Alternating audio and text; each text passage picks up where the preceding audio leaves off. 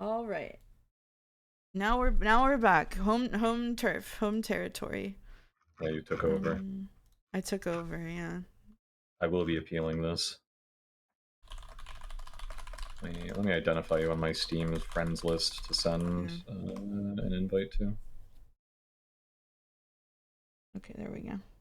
All right. Well, it did another ping for stream announcements, so sorry everybody. It does that automatically. Anyway, we're back. Hello. Can you talk? I didn't get to fix your audio. Hi. Okay, yeah, that'll work. Okay, all right. Okay, why is mine so quiet? What the fuck am I doing? Okay, I'm fine. I'm here. It'll be okay. Okay. Your lead mod here. You feel safe. Welcome, August. Hey, everybody.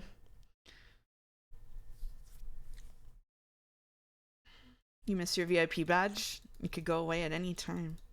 Who's Seribot? Seribot is a bot who prevents spammers. Whoa, a mouse stream. Okay.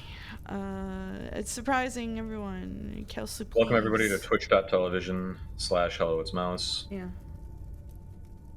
where the stream has always been hosted. It's always been like this. Yeah, You this know what? always Hey, at least we didn't lose our progress. yeah, we're good. We're Okay. totally. Let me This look seems at the. this seems pretty easy as well. Whenever Oh, whenever now I have to say thanks to bits and subs and stuff. Now I have to put work in. Okay. Thank you. That's true. How dare you give me money? All right. Thank you, Paquetto, for subbing for 16 months. With the only thing she's chained to is her streaming channel. I am chained to my streaming channel. That's right, Paquetto. Thank you. And thank you, Errol, for subbing for 7 months with my final sub for now. For now. Thank you, Mouse. Thank you, Smoker. Thank you, everyone. Thank you, Errol. It's been a delight to get to know you better through the channel. Thanks, Errol. Is Thanks it for on supporting Moomin my Troll craft. Winter's Warmth? Fuck me. No, it's not on Moomin Troll Winter's Warmth. It's on the Chain Together category. Okay, alright, anyway. So we have to sort of like hop over these things.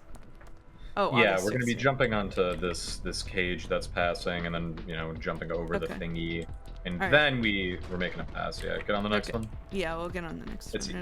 It'll It's be. easy. Oh, we have to swap over to the. Wait, are we going to? So wait, quick question before we do it. Are we going to try to jump straight from? Do you see how it's? Are we gonna try to go over to the rock over there, or are we gonna try to go straight from orb to? I think we just go cage to cage. Cage to cage. Okay. All right. I think so. All right. Let's do not this one, but the next one then. Yeah. This guy coming up. All right. Easy. And then after that, I need a minute to adjust my audio. Sorry. Sure. Okay. Looks like we have another. Is this? Oh, do we have to? We have to jump onto there. Okay. Yeah, that looks a little more dangerous, but it's still Yeah. quite doable. Yeah. Nightbot, thanks for the shout out. Do not post spoilers about Chain Together. We've been theorizing about what's really going on So here. it's this one, I think, right? Yeah. Okay. I think so. Okay. It's fine. It's fine. Wah. This one And then? this one. Yeah. Wah. Easy. Alright. No And then problem. we're done because we're gonna be jumping onto that Yeah, rock. I think we're done, yeah. Alright. Okay, here All we go. right, Alright, one second. Savage audio. Let me... Yeah, where are your sound redeems? Where's Rebecca Chambers? There is no Rebecca Chambers sound redeem. Okay. Alright. Okay, up we go. Up the oh god. What are we over right now? Should we fall? Looks like we're kind of close to the car. Nothing good. Up. Oh, nope, it's fine. It's fine. Easy. Okay. Alright. Okay. Alright. That's still quite simple. Yeah. What's that sound? Oh, there's water. There's flowing water. There is flowing water. Yeah. And that's the sound that flowing Alright. water Did emotional support Psy engage correctly? It's not Psy. Oh, I'm so sorry. Hold on one second. My bad. That's so fucked up. That's so messed up that guy is here. We can't have that guy here. We gotta kill that guy. We gotta get rid of that guy right now. Sorry. Oh, sound redeems on this stream are quite different in that the sound redeems come straight from the streamer. People are saying. Yeah. Okay, that makes sense. What sound would, if we had a sound routine for a sound I would make, what sound would you want, everyone? Farming Hmm. engagement. Thank you, Dawn to the Dawns, for 800 bits with. Anyway, let's keep going.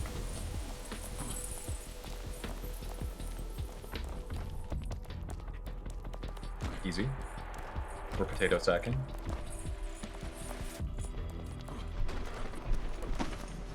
I mean, there must be something quite difficult coming up because, like, this is Yeah, this just is, child's play. yeah. All right. How This is much the sort of further is it? platforming I'd expect to find in. Oh, what I would you just call that? realized that the little dot on the bottom On of the. bar. Okay, yeah, okay. So this is a very much. There's more of it. Okay. Okay. This is kind of cool with like the crosses. And... Yeah. 2 Mouse minutes is a of very Tomodachi voice. sword-oriented streamer. Cackle. Reaction to Cospox. Okay. What were you saying? Sorry. I said Hello It's Mouse is a very sword-oriented streamer. She sort of came around on this game when she saw that there was a sword embedded. I'm very sword focused. Yeah. When we first met, Hello It's Mouse said, "What's your favorite like weapon from the Fire Emblem weapon triangle?" And I said, "Oh, you like Fire Emblem?" And Hello It's Mouse said, "Yeah, I really like Fire Emblem. Fire Emblem. The upcoming Fire Emblem Fates, I'm really looking forward to." And I said, "Oh wow, that's a really interesting thing to say." All right. And that is a true story, by the way. Can I tell lies about you for once? Like, why do you always get to lie about me? Also, where the fuck do we go here? You said you had something in your back pocket or something. Yeah. You have like a secret weapon. What is this? I have truly no idea where we're supposed to go here. I have to say. Yeah, I guess we're swimming. I guess we are swimming. Oh, here. I see. If they were brave, they would put like a breath meter here that kills you if you swim for too long. Yeah, and you get sent straight back to the start. Yeah. Yeah. I If you were to tell one lie about me, what would your lie be? If you had one. That you were nice. That's your lie about me? Yeah. They are nice. Okay. They're a nice kind of person. Okay. Yeah. That's pretty biting, I guess. Yeah, you wanna swim through the drain in the bottom, why not? Yeah? Yeah. I don't know why I would ever say you're not nice. I don't know either. It's a mystery to me. That's a mystery to me. I feel like the issue is Smoker's okay with you saying whatever you want to about him. Is that the case, Hello It's Mouse, do you think? No, you'll act like it's fine on stream, and then later on you'll hold it against me for the rest of my life, and it'll be 5 years into the future because you have some kind of like freakish, perfect memory, and you'll be like, "Hey, do you remember the time you said you wanted to kill me?" And I'll be like, "What are you even talking about?" Because I won't even remember at that point. Yeah, 2 years from now, I very likely will say something to Mouse like, "Hey, when we were chained together, did you actually mean it when you implied I'm not nice?" That is exactly right. Like, it doesn't matter how minor the thing I say is, this is going to come back and haunt me later, so. And she will say, "What?" I see what we have to do here, by the way. We have to fall off the side, but like opposite sides. We're levering ourselves. Oh. We can't oh. Okay. Do you want to go left or right? Right. Okay. I'll go right. Okay. All right. You ready? Now? Yeah, let's go. Okay. Whee! That was fun. That was kind of fun. That was a lot of fun. It was a lot of fun, yeah. I'm having a lot of fun. I didn't do the jump, sorry. We're going to that beam. We are going to that beam. Okay. I like Smoker, but whenever he's on Mouse's stream, I was reading chat. Hold on, don't cross his. I'm reading some sort of slanderous. There's something. Okay. Hold on. Something funny was posted. I think it was something funny was posted. I like Smoker. Whenever he's on Mouse's stream, the aura seems very tense and awkward. I prefer Mouse solo so I can hear chained together theories uninterrupted. So this is a reference to things that people said about me being on Joe's stream at the beginning. of That was a minute ago. Reddit post, right? Yeah, it was a Reddit post. Yeah. Yeah, you shared that Reddit post with me, and I said that sounds accurate. Yeah. I guess it is pretty tense and awkward to hear two people like getting along with each other if you've never gotten along with somebody. Hmm. Likely true. Was it this way? I don't know. Oh, I'm kind of. Holy shit! I'm kind of slick with it. You are kind of slick with it. Yeah, that was What good. the fuck? Yeah. Should we go in the drain or? Oh my god! If I were a mouse, I for sure would get the cheese. You're shocked.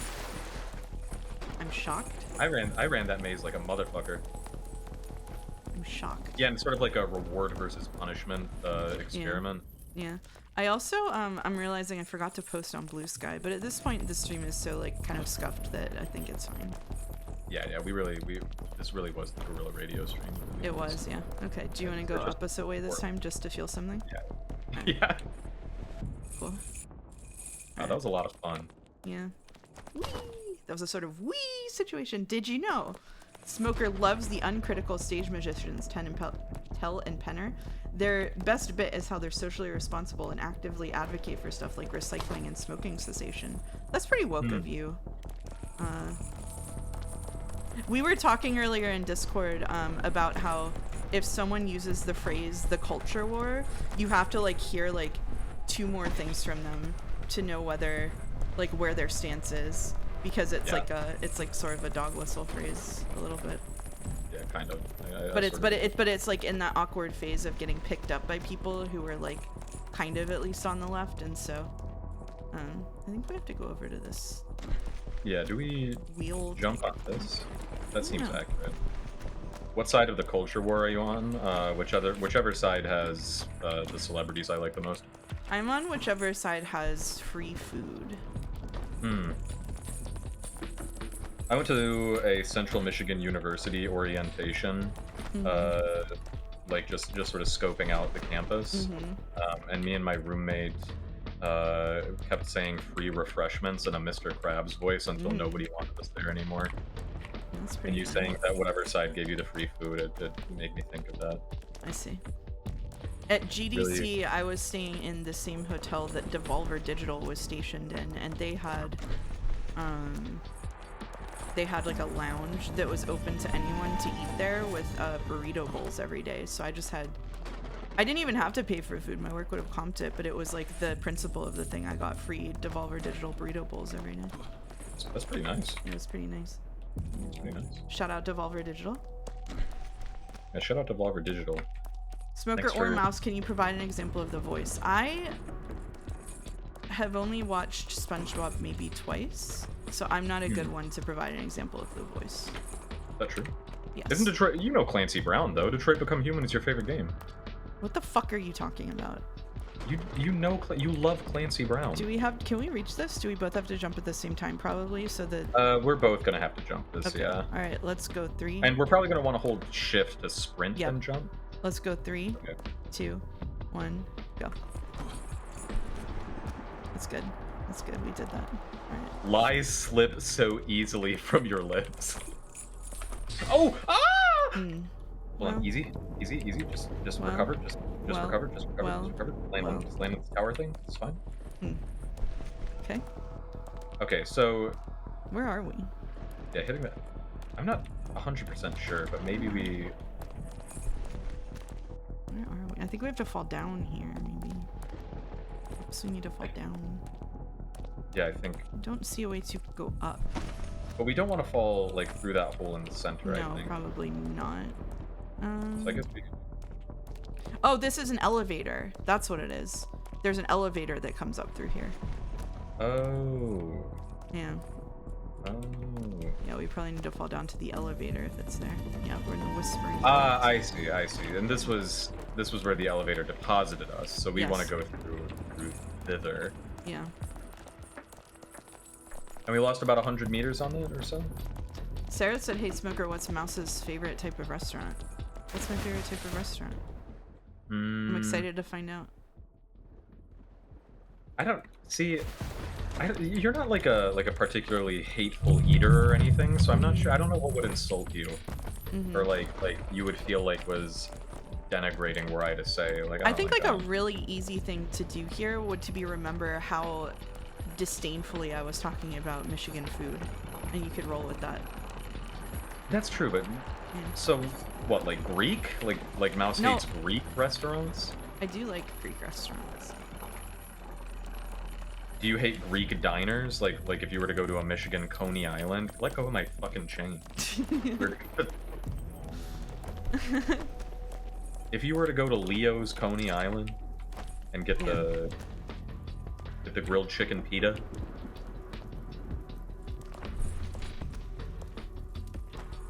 Wow. Wow. That was fuck you. Yeah, you can fuck you for that one. Move on from that. What's Michigan food? Anything that's good. When I was in Michigan for Gamers Outreach, they were very generous and gave me food every single day, and it was really nice of them. However, in the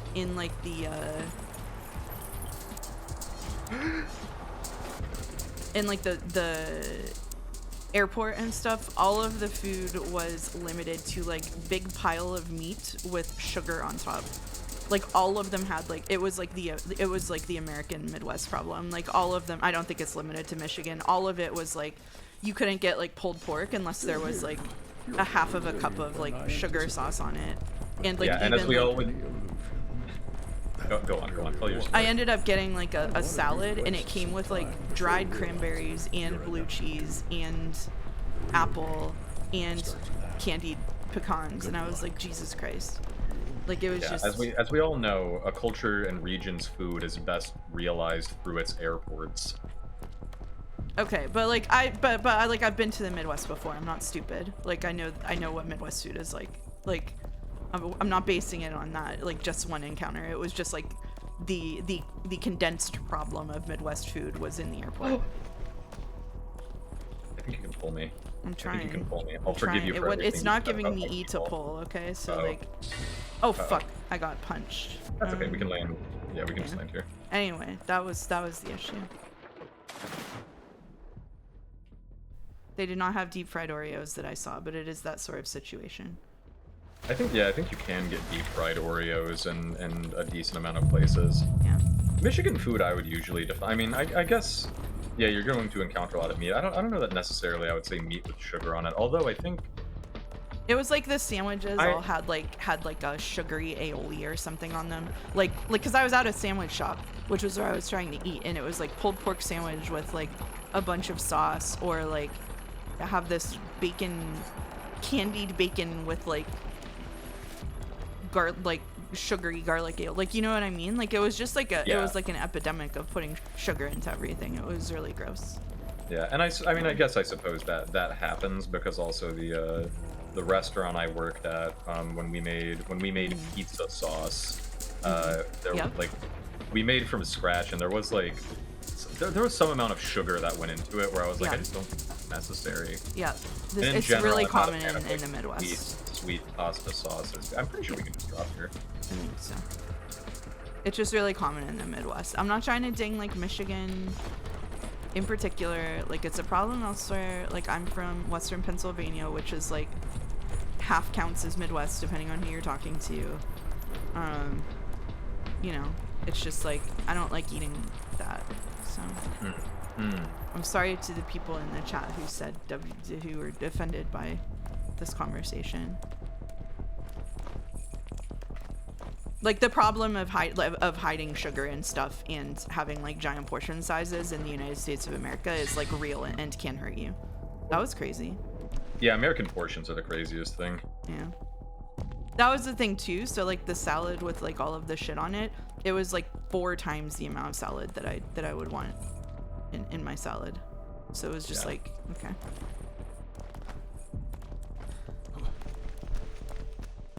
The kind of stuff I don't get upset about, the one food take you have I vehemently disagree with, is your utter disdain of chicken. I mean, I just think chicken is like a nothing food. I will cook with chicken sometimes, but I like chicken thighs. It's chicken breast that has just been like bred to be volume instead of like taste good, and so it just ends up being tasteless except for whatever you put on it. So I just think chicken breast is like kind of a nothing protein carrier. It's like I fine. think wings and legs can end up the same. When you eat like farm raised chicken, Yeah. like if you get chicken that's sourced from like somewhere local, Yes, it's completely it's a different totally different situation. beast. Yeah, then And it's the biggest delicious, thing that is obviously. different is the portion size. Yeah, Yep. like Yeah. the wing will be very small, but it's going to absorb the flavor of like anything that you put on it. Yeah. Like deeply, very flavorful meat. Yeah. Thank you, Crazy Fist, for subbing for 13 months. With greetings, it's Rodent strikes again, working with the alleged Dead by Daylight player Smoker the racially coded. Wow. Also, lately I've been on a vegetable kick and enjoying broccoli and peas with a bit of salt, pepper, and olive oil. That sounds good. That sounds good. I'm sorry to offend people in chat with my food takes. I'm sorry. I wonder if you might find like chicken breast slightly more in Canada. I remember finding the American version really unpleasant. It had a bleach smell to it and it was very tasteless. Yeah, probably. Like when I have like chicken in a restaurant here that's from like a butcher and like, you know, instead like Smoker was saying, from like a farm instead of like, you know, Tyson. It's good. It should. The problem is American factory farms. Like, that's a whole other situation. I don't know where we were supposed to jump to. I am not in Canada now. I will be in Canada in a month, just over a month. Yeah. You excited about that, or are you dreading it? Thank fuck I'm going to Canada. All right, this one. Yeah. I mean, I guess like nowish. Yeah. Okay. Thank you. Yeah, I finally got a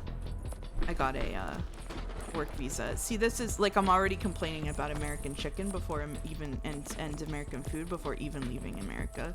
It's better for everyone that this happens. Otherwise, I would be completely insufferable.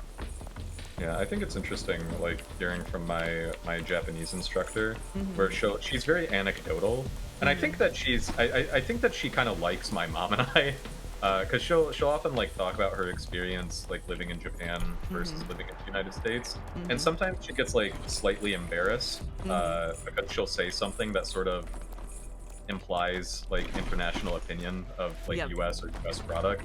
But we were talking about one of our vocabulary words, or our example sentence was, we were talking about shopping for American beef versus Australian beef, and she was like, well, the reason that you would even have this distinction is because in Japan, like if you're cooking like a meal for your friends and you know like you're sort of you don't want that shit trash American beef. Yeah, she was like, you don't want to buy American beef because it's not seen as like very like clean. Oh, and then no. she kind of looked embarrassed and she was like, oh, sorry. And what that tells me is that is true, because if she was like talking out of her ass or something, she, you know, she would have been like, oh, sorry, what am I saying?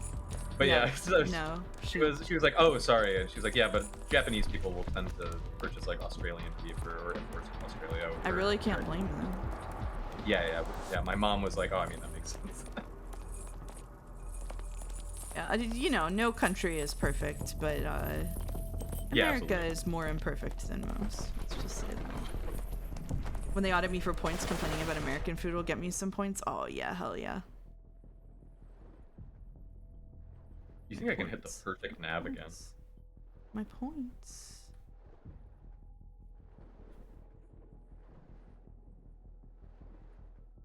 Hell yeah. Wow, crazy.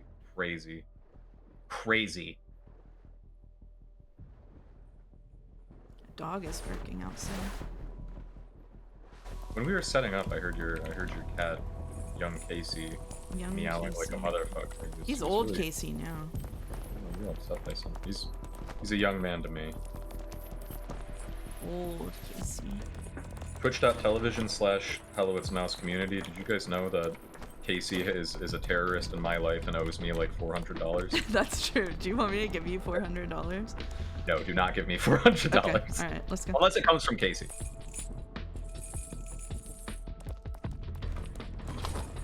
Wow, really? I did know that? Yeah. I wasn't ready for that. Yeah, let's land on the pad. I wasn't ready for that. Okay. All right. Now?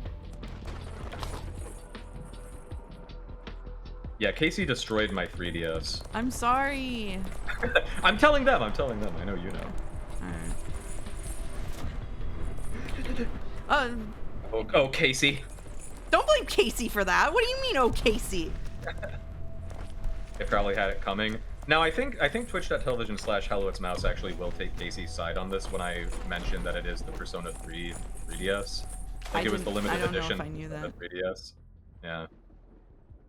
Yeah, it was the limited edition Persona 3DS, which I think probably pivots some people's opinion on where the morality of Casey's actions lies. What is the game that you and Mouse most likely have the most disparate opinions on? Great question. A game that we both played that we would have strongly different opinions on. Danganronpa. I don't know, actually. I don't know, yeah, because Danganronpa, like, yeah, I'm sure 14-year-old me would probably be like, no, it's Peak! It's Peak! Prius. If Casey destroyed my Prius, I think... we would be a little more upset about that, I think. Yeah. Oh, wow. Oh, we're in a situation. This is desperate. Oh, we're in a situation. Okay, alright, it's fine. What am I doing? Okay, alright, anyway. I think I heard Smoker mention how great Danganronpa is. Now, considering, again, that I read through it when I was 14, I really did think it was pretty good. I guess a game that Hello It's Mouse and I would probably have very strongly differing opinions on is, like, Darkstalkers 3. Except I haven't played that one. Oh, yeah, we have to have both played it. Right. Yeah, we do have to have both played it. Yeah. That was a core part of the project. You want to... I'll gift you Capcom Fighting Collection. Nope. Darkstalkers 3. I'm not gonna play that. I'm not gonna play that. Darkstalkers 3. I can teach you Sasquatch overheads. Nope. It's not happening. There's a different opinion. Is that Smoker likes it and I don't want to play it. There you go.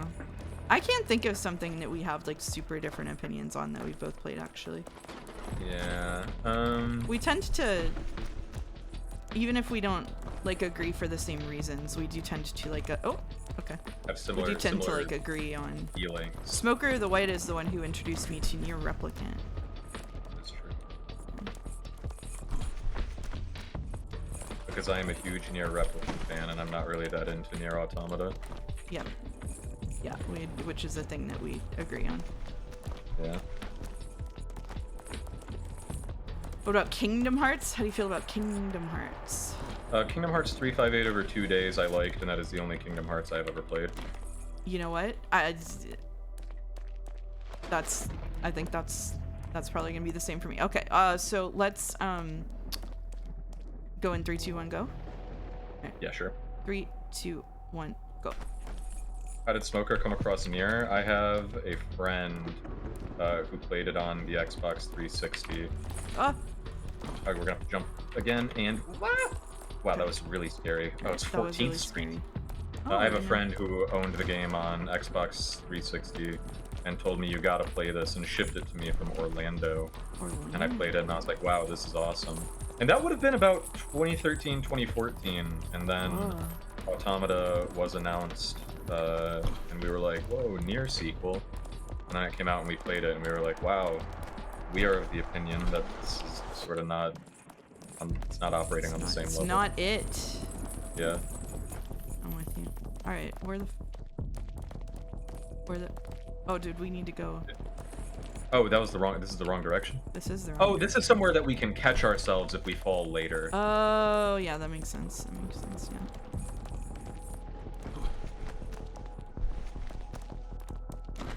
Would a fusion between you two be called Hello It's White or Smoker the Mouse? Probably Hello It's White, if I'm being honest. About as white as you can get.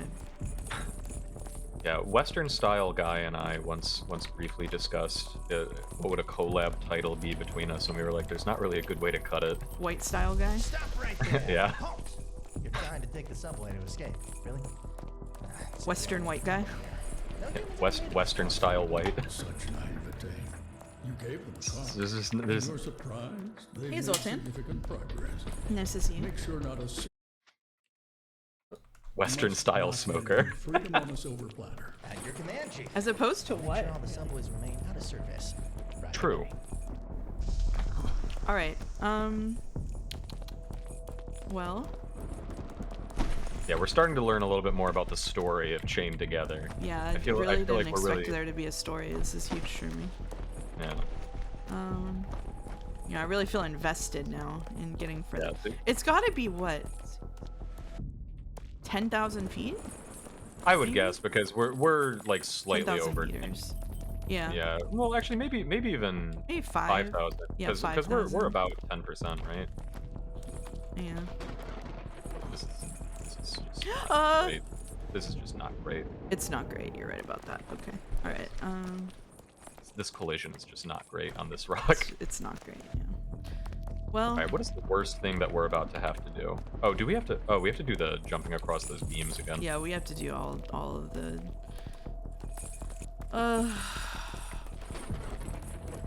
That's okay because what we're learning is that it is not a punishment; it is our reward.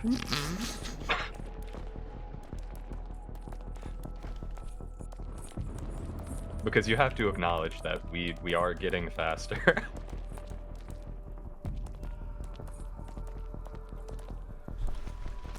You okay? Yep. Just getting distracted by chat. Sorry, I'm reading. This is getting over it. Yep.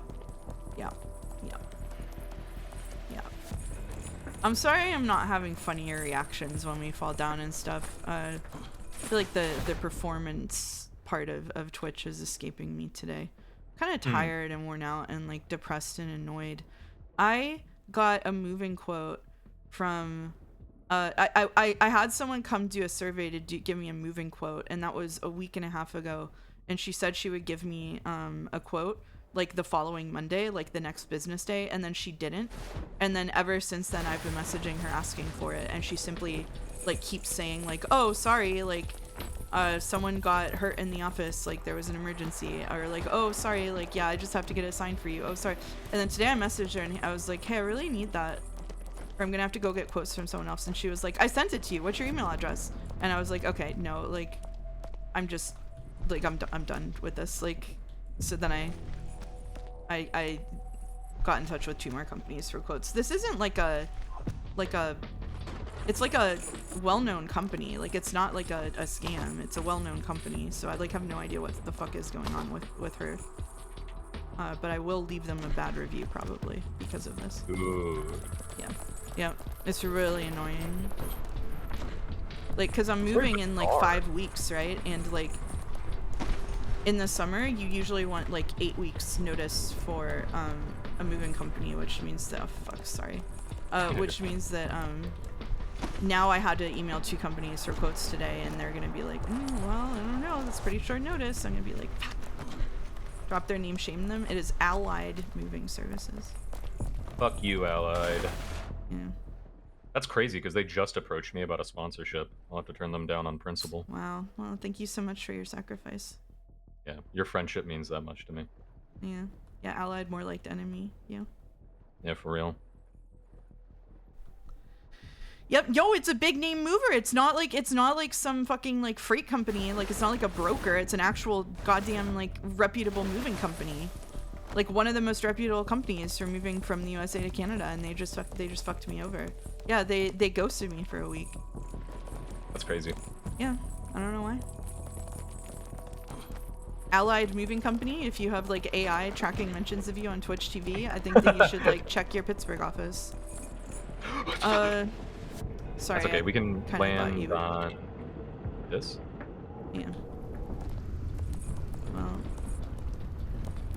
I have no idea where we go from here. Is it I here? think we're going. Yeah, we're going down these pillars. That's okay. If it's more your speed, we can certainly react to falling by picking a Coen Brothers film and then discussing like our opinions of it or the reads that we got from it. That is not, in fact, more my speed. Actually, I think that would make me have like a genuinely measurably worse time. You don't want to talk about Fargo? No, I do not want to talk about Fargo.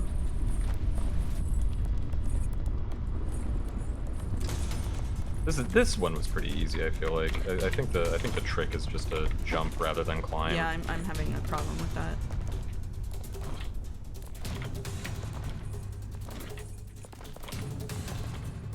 Oh fuck. This is probably the smoothest this has ever been performed on Twitch.television, actually. Probably. Cool. We can discuss Moonraker. I know that's your favorite Bond film. I've never seen a single James Bond. Nope, that's not true. I saw Casino Royale, but I was in a compromised state of consciousness. Casino Royale is one of my dad's favorite Bond films. Interesting. My Yeah, friend, Zooted Royale. Nightshade72, when we were in high school, trained me like a dog through Pavlovian method to react with anger to the Bond like because we would like we were in high school, so we would hang out like overnight and like well into the night, and then we would be going to bed at like 4 in the morning or something. And his alarm was the Bond theme. It was the those bold brasses. And he had like maybe like 10 alarms that would play between 5 and 6 a.m. I guess to make sure that he was up in the morning. Fucking let go of me! But yeah, I was just constantly waking up to the Bond theme, and so I came to mentally associate it with the anger of like being so close to sleep and then ripped away from it. And one time my dad was watching GoldenEye, and Bond like he jumped off of like a telephone tower or something, and he opened the bombastic like low altitude skydive. He opened a parachute and he was gliding, and it hit the da da da da. And I suddenly had to leave the room because I was like, why? I'm so mad right now. And I noticed that my fists were like clenched. Holy shit. And I had to walk out of the room, Hates and I was James like, Bond. I was like, why am I so angry? What is going on? Because I'm not an angry person.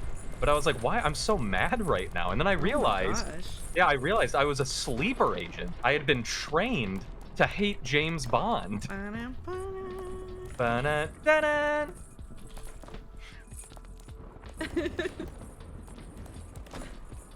So I shouldn't sing that sting like every time we accomplish something and chain together. Yeah, it would be more dangerous if it was when we fell.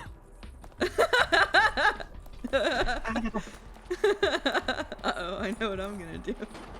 How do you feel about Austin Powers? I feel like I definitely thought.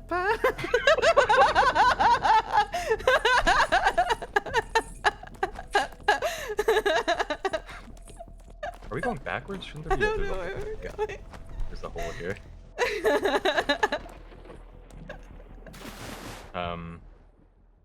Who's your favorite spy or secret agent in fiction?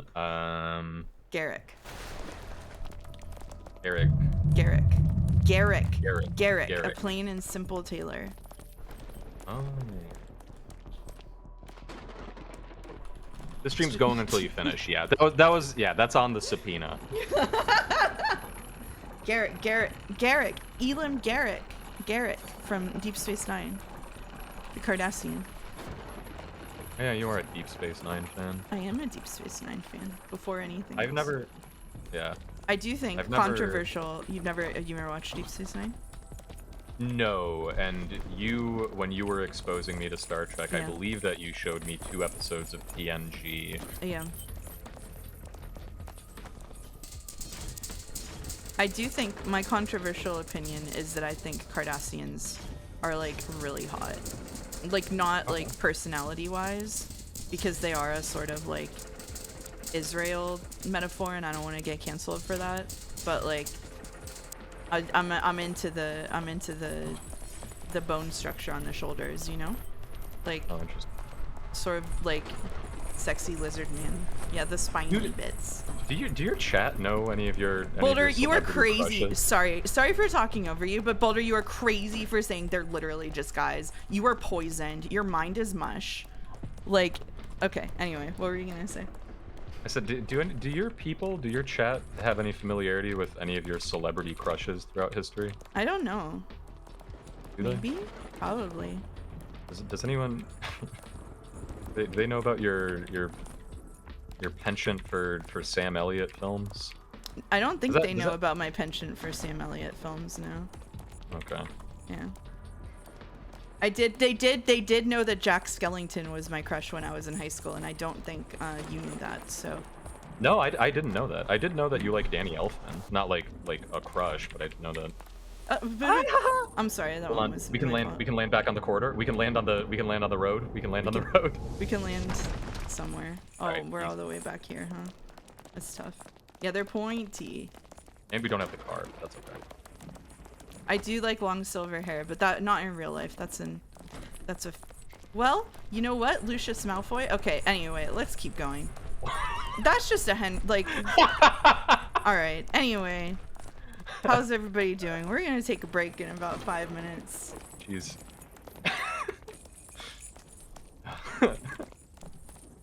Yeah, that's crazy. You just speed ran cancellation.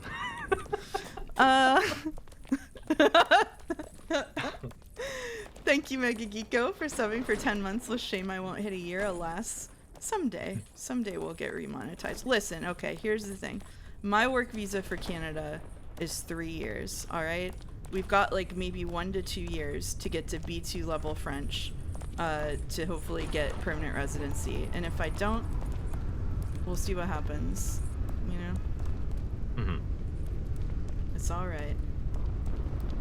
They You have high mentioned. You cheekbones also and strong mentioned jawlines, Lumiere that's right. from Beauty and the Beast. Yes, Lumiere from Beauty and the Beast was also I did not make it up there. I'm sorry. Lumiere from Beauty and the Beast was also one of my childhood crushes. Yeah. Okay, I can probably pull you up here. Okay, thank you. Now it's my turn. Can you pull me up there? I couldn't. I'm sorry. This is a real disaster for us. Yeah, this has gone a little bit wrong. Hello's Mouse, did you ever think anything about the father from Coraline? I never saw Coraline. I only read the book. Oh, fuck me. I never saw Coraline. Okay. Okay. It's gonna happen, Mouse, says Errol. So you do not have to know French to get permanent residency, but it helps a great deal, is essentially the situation. Ba-na-ba-na. Yeah, you're right. I forgot to do it. Let me thank you.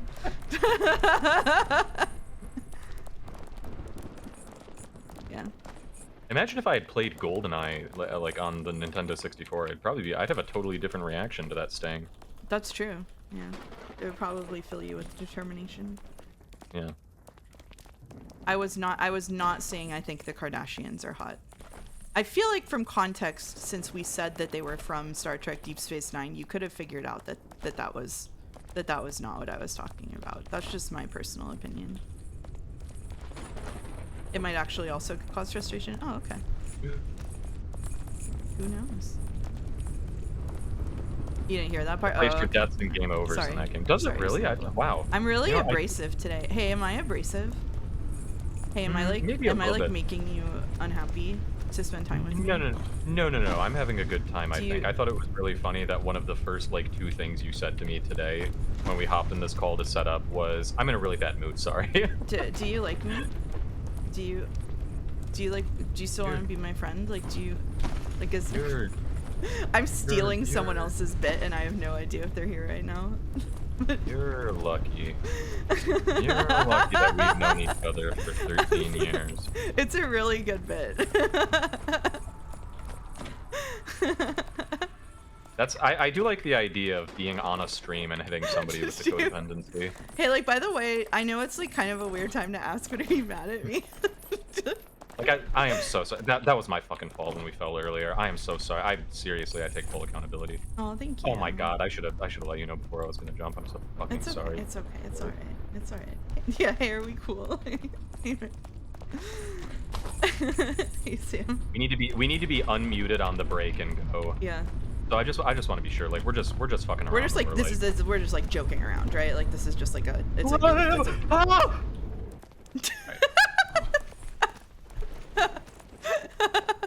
Da-na, da-na.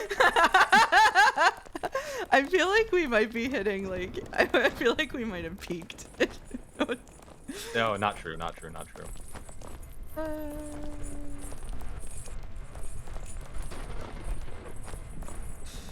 That is a different game. What if we come back and we just boot up Peak and Callan and I went on a journey over the course of like a month where every day we logged on to play Peak with like the next difficulty, and eventually we got our gold sashes, and then we were like, you know what? Very impressive. Yeah, that was a great month.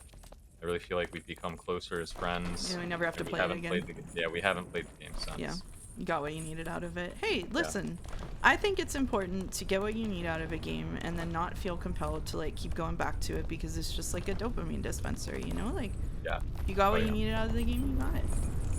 Don't bring that kind of radical thought into the Dead by Daylight community. I'm gonna warn you right now.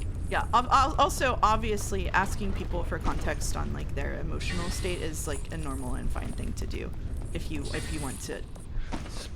If you need to check in with your friends, just to be clear, I'm not making fun of people who do that. Like, No, you need to make sure to keep your loved ones at an arm's length.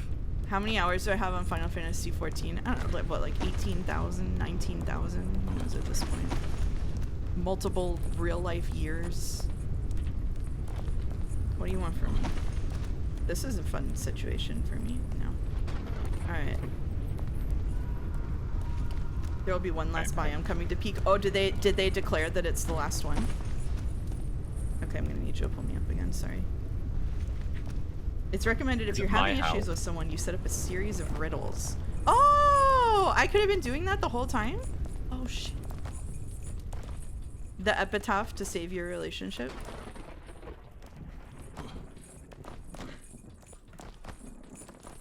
You know? Actually, never mind. No, go on. Go on. No, it's okay. No, it's okay. Divorce-epitaph.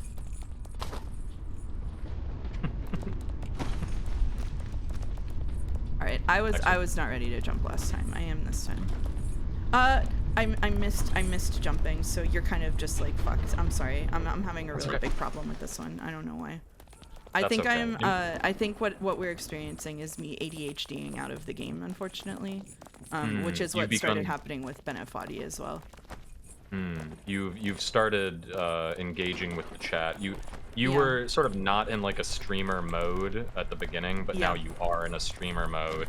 There's also just like there's like a point at which, so like the point at which I think other people get into like a flow state with this game where they're like, yes, I am experiencing, you know, a meditative moment where I sort of get into the repetition and of the movements and that kind of thing.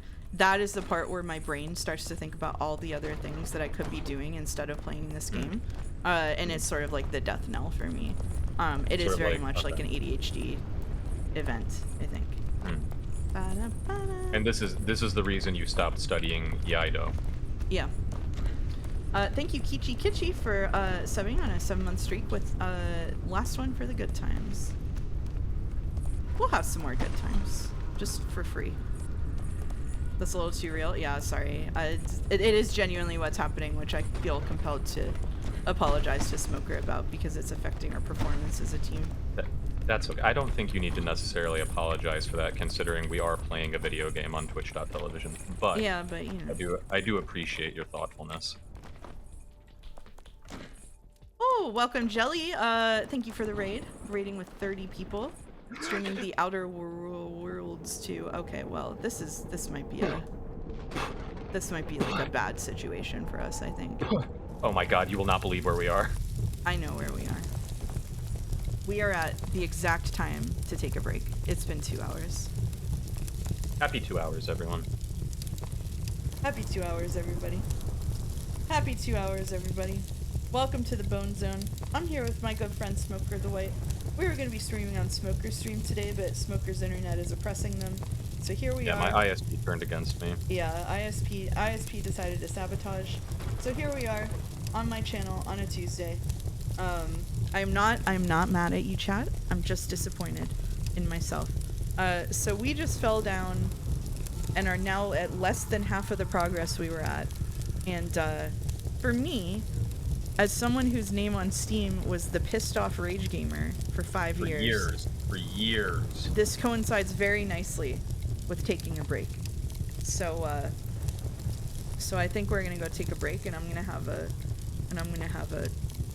a peanut butter and jelly sandwich. A Marlboro menthol. I'm gonna have it. No, I don't smoke anymore. I gave that up. I'm gonna have a cup of tea and a peanut butter and jelly sandwich. So, sorry You're to learning welcome French. Raiders and go, but Okay. I don't smoke. That's your thing, smoker. So we'll be back in like 10 minutes. So, the angriest gamer in history. That's what this is. My tone of voice right now. That's true. All right, be right back in a little bit, chat.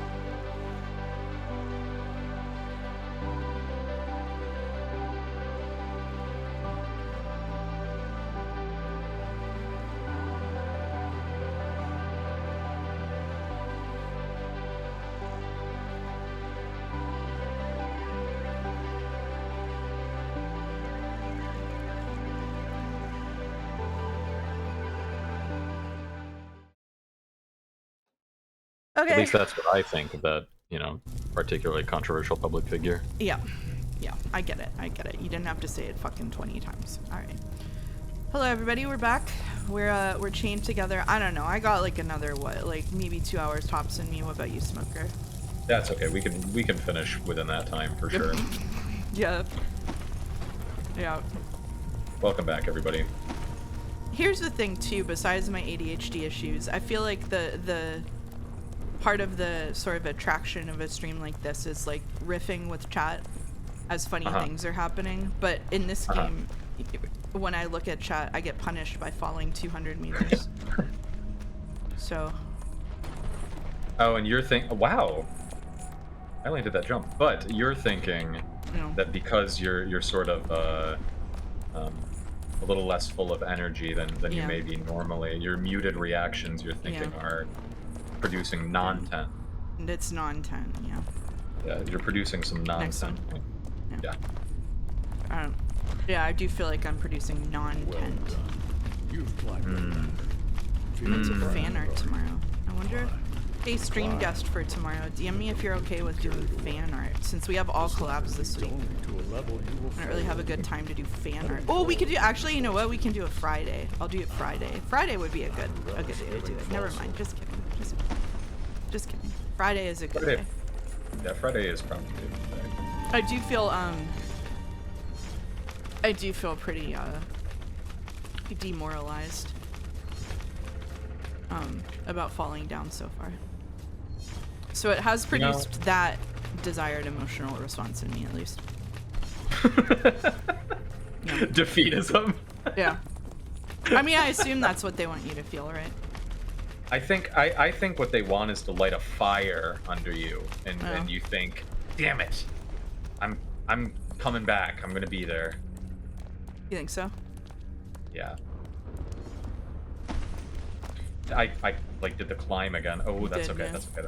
Yeah, don't worry. I can pull you. Okay. And we're gonna balance ourselves. Yeah. And it was actually easy. It was so easy. There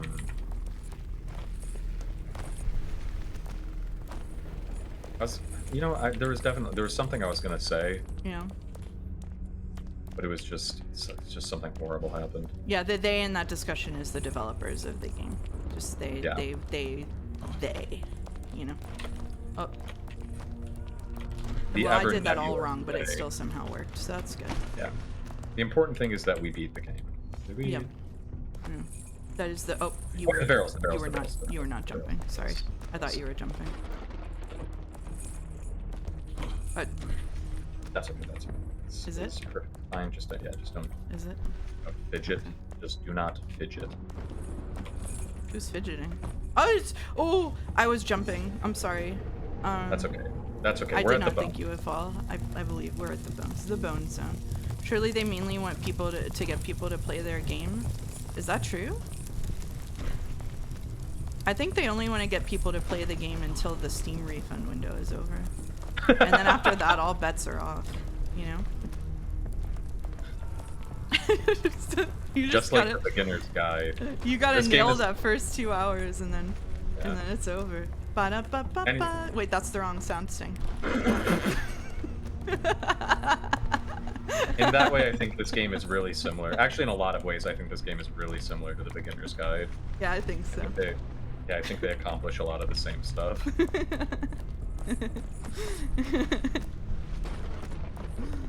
Please stream my game for exactly 2 hours and 59 seconds. That's right.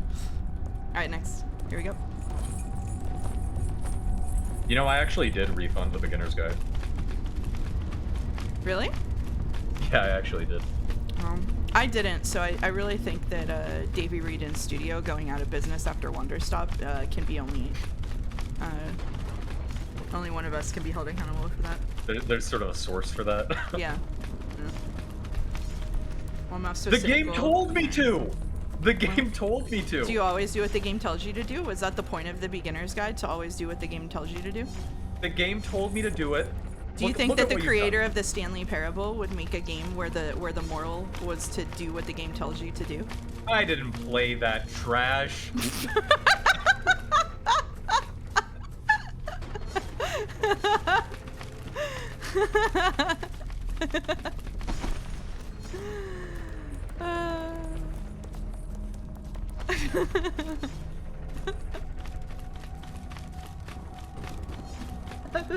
I don't even have a comeback to that. It was really funny. I was strongly moved by the narrative of the beginner's guide, and so when the narrator for the last like hour of the game was like, so make sure you refund this, I was like, oh okay. And I didn't think twice about it. I just did it. Accepted that, yeah. Yeah, I was like, oh okay, sure. Well, I guess there are two kinds of people that play video games. Yeah.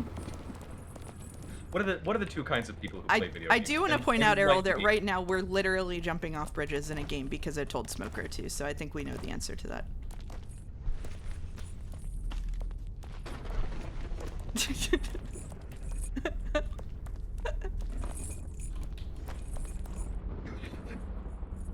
Pull me. No, that didn't happen. That's okay. We're back at the bones. We are back at the bones. We're back at the bones. Stanley opened the Hello It's Mouse stream and calmly watched as his name was blasphemed, resisting the temptation to write a message. Is that something Stanley would do? Yeah.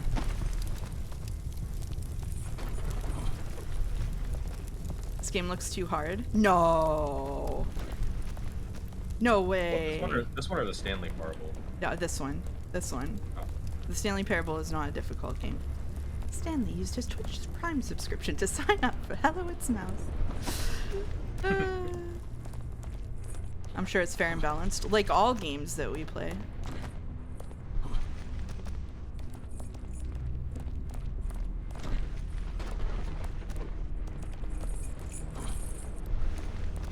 Stanley Parable was very hard. Yeah, for Allison maybe. At what point in the Stanley Parable does he like perform a fatality? Sort of I think you have to turn the game off for like 10 years to do that. Isn't there a video game with a Steam achievement for not playing it for 10 years? That is the Stanley Parable. That is the Stanley Parable? Okay, thank you. You see, I wanted to say, I wanted to say, doesn't that game really do that? But I did not play it. There's also a thing that happens in it if you don't know. I think it's 5 years. Oh, my bad. Sorry. That makes a really big difference to the meaning of what I was saying. The interesting thing is, one of us claimed to have played it. Yeah, that's true.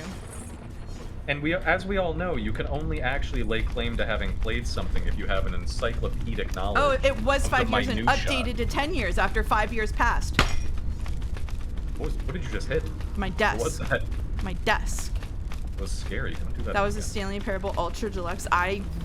Boulder, I want to time you out so bad. I want to time you out so bad right now. Do you think this game would be made more or less fun if we were making appropriate, like, sounds? I don't know. Careful! Go!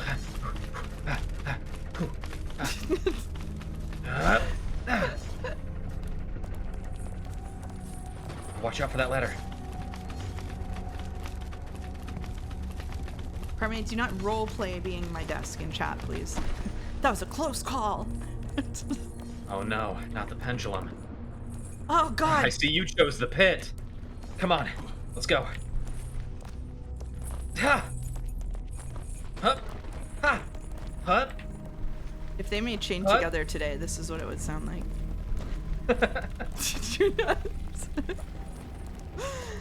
Ah!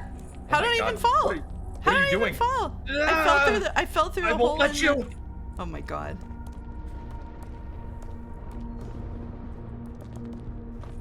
So many least favorite smoker bits for people to watch walk in on while I'm watching this stream. Ha! Huh! Huh!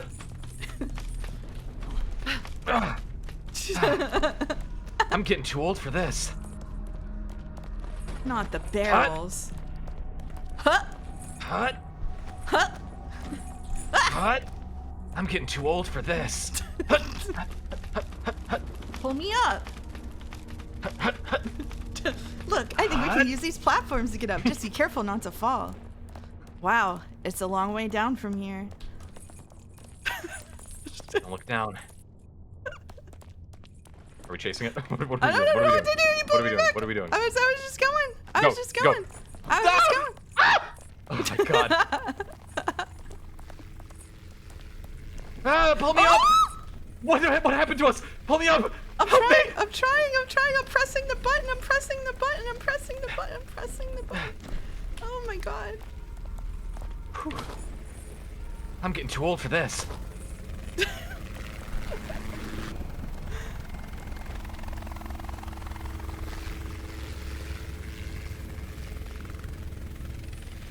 Whoa. You won't believe the view. No, we're on 1.0. The interactions for this segment don't work. Okay, my bad.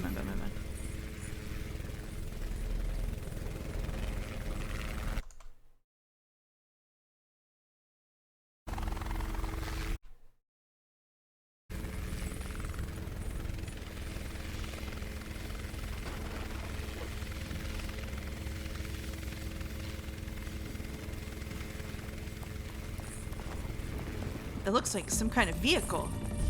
And here We I could am use some again. wheels. Oh, seeing your progress is somewhat. How should I put it? Chaotic. No, Zach. I've No, decided to give no, you a little Zach. help, so here's a car. Pedal to the metal. Especially to speed up your journey. Well, to hasten your inevitable death, Just like should I home. say. Pedal to the metal. So, Hey, watch out for Ah. that. Let's burn rubber. I should have driven. Uh-oh. We're on axles. Let's burn rubber. Fuck. Hey, watch where you're going.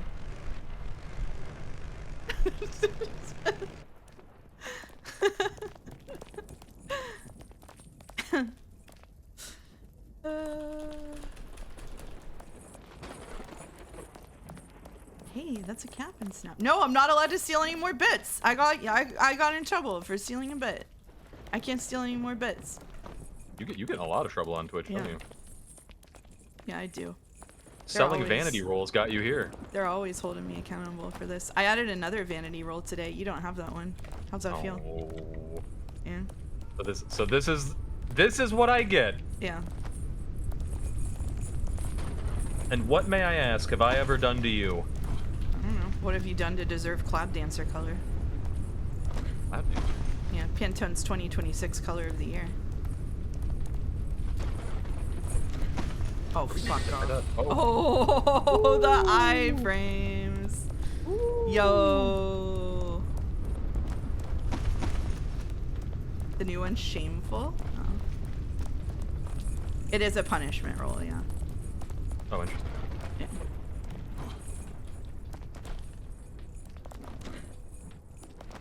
All right, we're doing pretty all right. Yeah.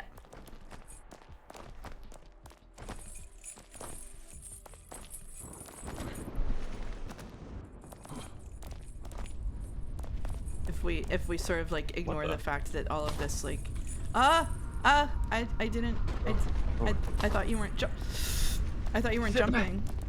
Okay. All right. Yeah, we're good. We're good. All right. Okay. We're fine, and we're not going to fuck this one up this time. We're gonna be fine. Yeah. It's we're gonna gonna be wait. okay. It's this one. Yep. Go a little early, which is good. And now we are perfect. Now hold on. This is recoverable. We just have to Yeah. You just recover. You're gonna be able to stand on this in a second. You're gonna be able to. This is Yep. recoverable. It's this is it's perfect.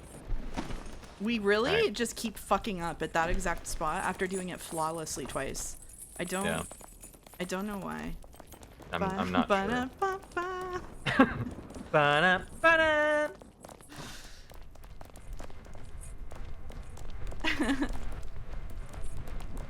I That's don't okay, know. as If long we as we get there never- and fail like 1 or 2 more times, I think we can call it. We did. You wanted 2.5 hours of stream. We've done it. You know. That's true. That's true. We did surpass my greatest expectations. Your expectations, yeah. Yeah, my streams are on average about 3 hours, and Hello It's Mouse said, you know, I really think you're only going to get like 3, maybe 4 at best hours out of me, and I was like, what Every were you time I see you expecting? streaming, you've been streaming for like at least 5. Well, that's because your streams go longer than mine. Oh, So it's if like you're a seeing, survivor yeah, if you're bias seeing, type thing. Yeah. Yeah, that makes sense.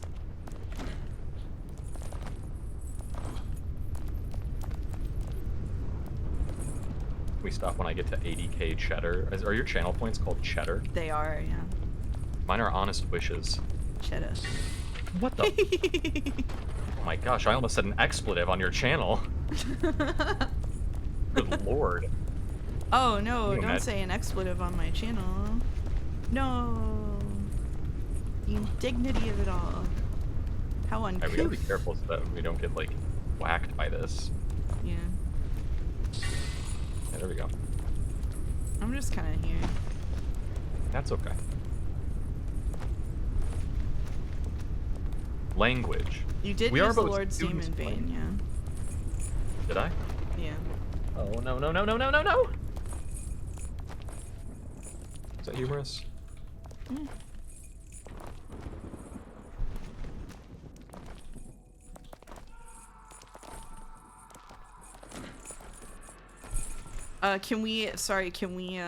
Can we integrate some like sponsors into the voice lines? Like, I really wish we went to Dairy Queen instead. Jeez. Last time I remember being this hot was Sandals, Jamaica. That was dry heat. I'm having some issues on that jump, and it's causing us to do this every time. I've That's okay. noticed. Solid recovery. Solid recovery by you. Okay, here we go. That was a great team effort. That was a solid recovery by you. That was a great. The team really pulled through on that one. I think we need to get up these fast. Lost my footing. Don't worry, I got you. Hold up. Not a problem. Well, it's not my Okay. favorite part of the climb, but it wasn't the worst either. Finally a break. What do you think's at the top of that mountain?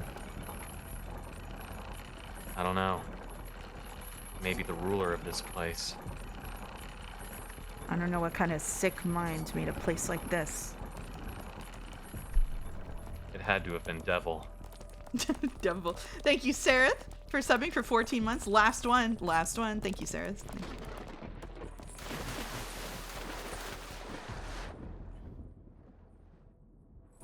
I'm taking so much damage. Oof!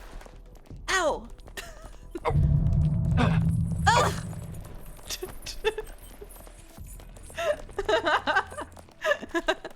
Hope it's a White Castle. I could really go for a slider right now. Really? A slider? Yeah. Are we doing enough maybe I'd sliding get around? Maybe I'd get a breakfast biscuit.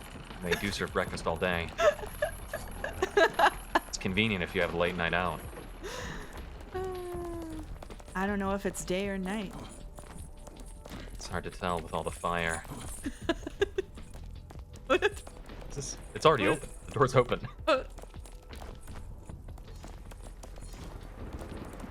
Large Primate thinks this bit has more potential than the way we're currently using it. Oh, what would you recommend, Primate? Yeah, what's the potential? Yeah, give us the potential, man.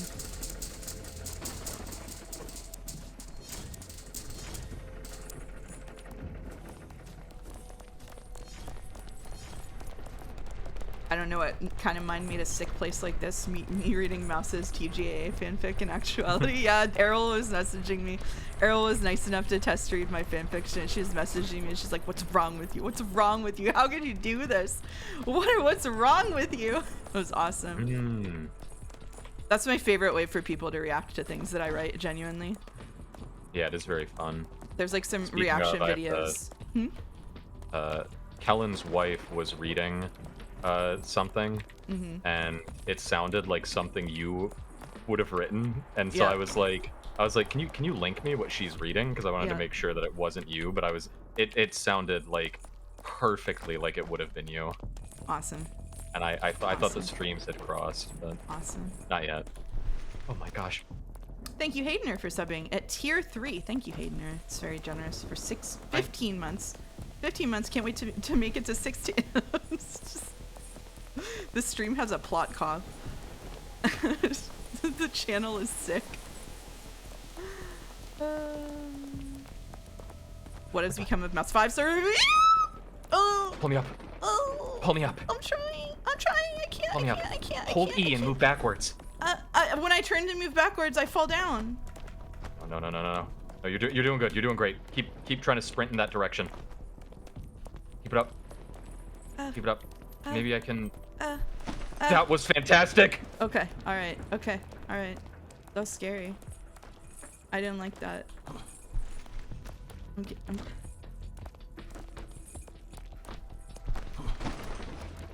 Is this game better or worse than Expedition 33? It hasn't got any Hawkeyes with Ben Starr's voice in it. So like, what do you want from me?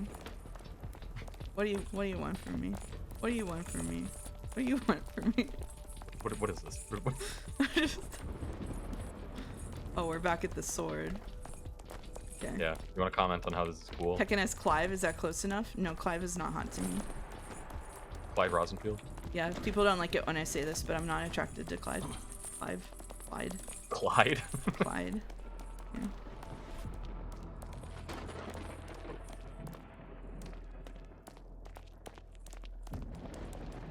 Were you attracted to any of the Final Fantasy 15 guys? I don't know. I played that game for 10 minutes and turned it off. Because you heard Florence and the Machine? Probably not, though, because I think they're basically just Love and Deep Space guys, and I don't like those guys. Yeah.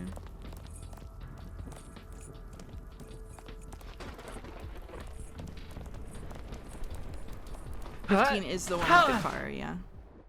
Alright, can you do it again? Can you remember? Oh, yeah. Oh, yeah. Oh, yeah. Oh, yeah. At this point, yeah, I've done this like 4 times. This is second nature to me. It's been a little while, though. Oh, I went the wrong way. I failed the test. Does FF15 have a period tracker? No. Zach, why do you always post the wrong thing? That was so heartfelt. I'm sorry. What? Yeah, get on a posting improvement plan.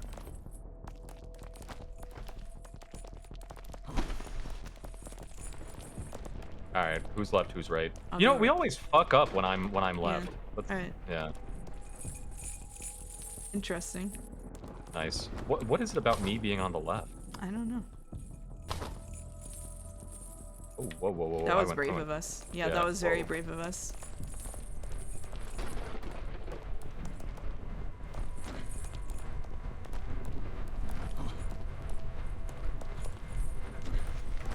Ah!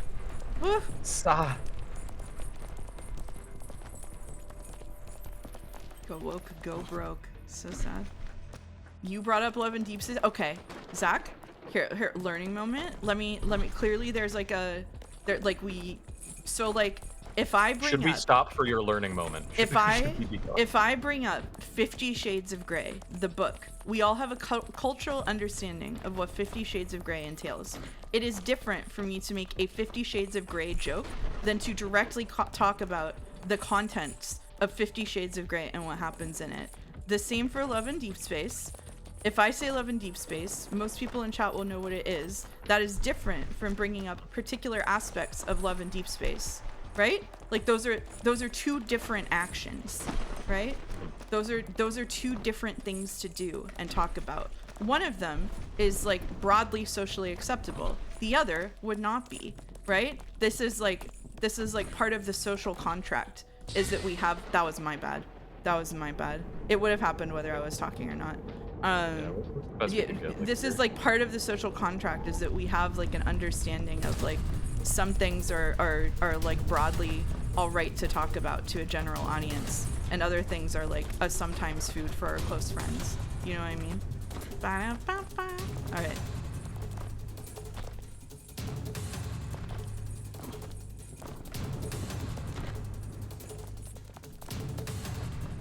That was clean as fuck. Like, I would say to my mom, I'm streaming a game right now called Danganronpa V3, and it's really bad. And she would be like, oh, why is it bad? And I would be like, oh, it's just got like a bunch of objectionable content in it, and it isn't written very well. I would not read her Mew voice lines, you know? 2 different actions. 2 different sets of boundaries. Would you take your mom to a Gorillaz concert? It is not on accident that I'm doing something that sounds more like the McDonald's jingle. That is on purpose. Would I take my mom to what? A Gorillaz concert, your favorite band? No, I would not take my mom to a Gorillaz concert. Can you share with us your favorite Gorillaz song? I don't have a favorite Gorillaz song because I've never listened to Gorillaz recreationally. I would not tell my mom who I can. I would not recall any specific wording from Danganronpa V3. What do you mean having some level of discretion? Oh my god. Do the growl? Wow. I can Kokichi. That was really good. That was what made me think he was the main character. That was the only thing I knew about that entire fucking game. That's really funny. Yeah, that was the best one so far. Wasn't even on a Danganronpa stream. I'm not even gonna put this VOD up. Like, this is lost media now. That's like, okay. I'm not uploading this. This is like. I was waiting till tomorrow to even upload the Moomin Troll one because I didn't want to bother, and I'm gonna have to upload this because you did that sound. Well, someone could clip it. They could clip it, yeah.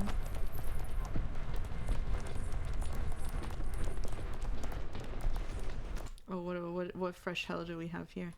Oh, Jesus. Okay, sorry. Just checking. Whoa. My IRL Discord friend group is hopping on FF14. Mouse, what did you do? How can I possibly be held accountable for your friend's bad decisions? This is just not fair. Like, as a Twitch streamer, I do a lot of things wrong, but you cannot blame your friend's lapse in judgment on me, okay? They can. Like, that sort of... No. I won't. It's legal. I won't legal tolerate to do, it. Though. I blame Mouse for all my foibles. Oh my God. If you say foibles, that is your voice. If you say foibles, that's how you say it. Help me. Help me. I don't know how to help you here. I don't think I am able to help you here. I'm sorry. Okay. Now what? We might be hitting a wall. There's something deeply 2000s about the latency on the chain. It's so tilting to me. I think the latency on the chain is the #1 biggest, like, tilting factor. Did you play Split Fiction? Someone in chat was asking. Me? No. It was good. Well, the story was absolutely dreadful.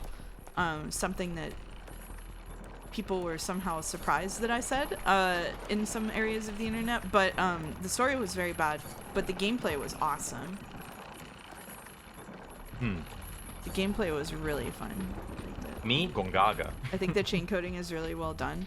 I mean, probably. The fact that it, like, catches on stuff. It's just the latency specifically, right? Like, I think the fact that it can, like, catch on environmental stuff is fun. I'm sure that as far as, like, as you get further up, there'll be, like, I had a problem, sorry.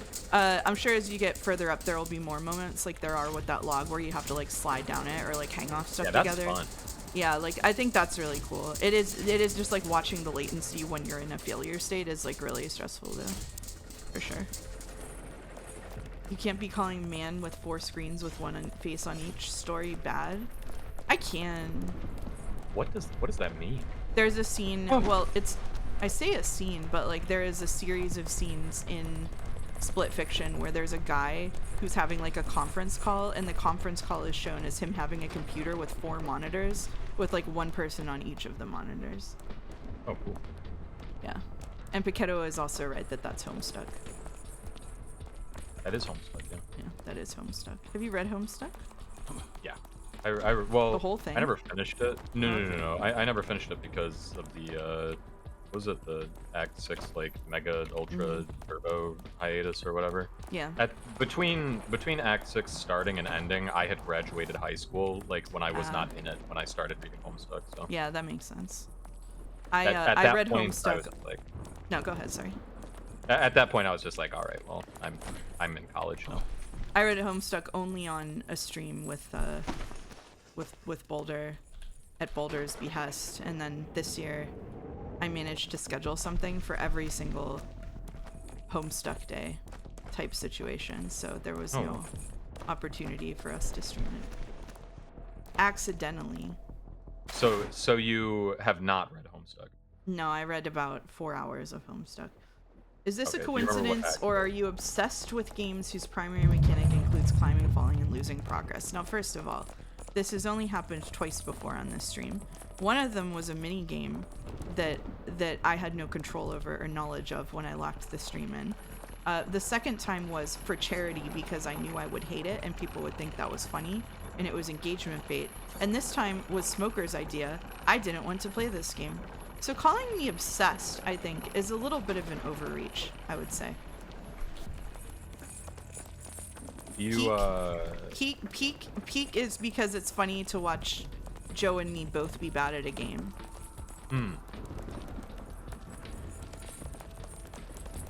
That makes sense. Yeah. Because normally I think between us, Joe and I are probably good at most kinds of games, like at least one of us is good at it, but both of us are tremendously terrible at Peak. So I think it makes for a compelling Peak experience. Yeah, and then we ruined it by hitting. No, that was awesome. We peaked for the first time at the charity event. That is cool. It was pretty good. I don't think I'm obsessed. There are some things that one could say I'm obsessed with, but I think that that's an overreach of a word to use. Would you say this game makes you incensed? This game actually isn't having much of an emotional effect on me, except like losing the attention wars. You know what I mean? Right. Like I'm getting really easily distracted from it, just like mentally. But I'm not really getting mad or incensed or infuriated. I was sort of trying to trap you because incensed sort of speaks to obsession. Yeah. And I was going to sort of try to use that to imply that you are obsessed. Well, I'm sorry, I didn't let you do that. Yeah, you to didn't. me. Yeah, you didn't. I didn't bite fall the bait. for it. Yeah. Sorry for being honest about my emotions. What? That's okay.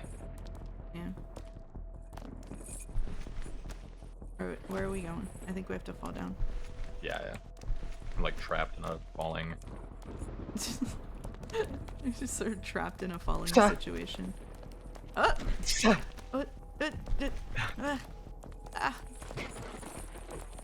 Time for the theme. Don't the streaming falling game month. We can't. Oh, we should hey mods, can we put the schedule on a shiny new like commands? Can we put this the link to the schedule on a shiny new command? Falling sand game month. That's what they all feel like. Yeah, can you edit that to if you don't mind. Yeah. Exclamation point, what the hell is mouse doing? I don't you would have to update that one pretty often. Nightbot just says we don't know. When is Shenmue? Oh god. I feel so bad for Shenmue, but I don't know if we're gonna play Shenmue more than like once or twice before I move. Poor Shenmue. I like Shenmue. Did you like Shamu? I felt so whenever Shamu was like big, I was pretty I was like a vegetarian / vegan, and I felt pretty bad about the way that the animals were treated in like SeaWorld. You were pretty early on that, huh? Yeah, I was pretty early on that. Yeah, I was vegetarian starting in maybe like the last year of high school. And then when I went to college, I started dating a vegan guy who was very weird about it. And so he wouldn't like even get near me if I ate an animal product. So then I was vegan sort of involuntarily for about 2 years. And then he proceeded to not be a good guy in other realms. So I ended up splitting with him, but I stayed vegetarian all the way until I moved to Texas. And when I moved to Texas, it was a bit difficult to stay vegetarian because there was a lot of meat there. So then I started eating meat regularly. That makes sense, I think. Yeah. I cut red meat for a while, for sort of moral reasons. But then being like, I don't know if I can get you up here, man. No. We being, might like, want to. We might want to call it. We're Is that your thought? yeah, like we're failing at the same spot. Like we're hitting a wall that in a video game, if I was playing on my own, I would be like, okay, this is where I stop playing. Like I take a break, you know what I mean? Mm-hmm. I believe in you. Not so neat believes in you. Thank you, Goose. I appreciate it. I believe in you too. I don't believe in myself in this particular case. Yeah, the That's number a one break lyric taker. to Juliana, the song from. Oh, is you're it talking Mother to or Smoker. Earthbound? Oh, okay. I don't know, fucking... You were talking to me? Oh, thanks. Okay. All right. Okay. I believe in you. Twitch.television's Hello, it's Mouse.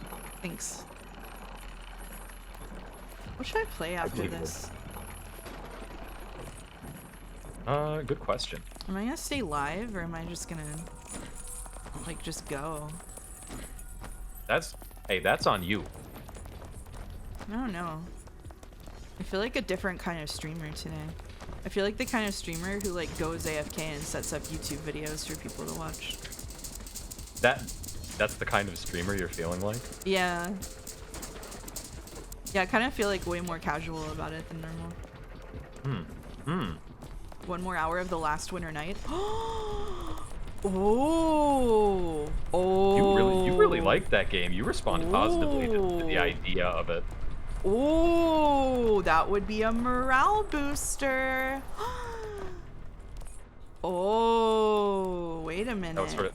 That might refresh you, you think? It might refresh and revitalize me, yeah.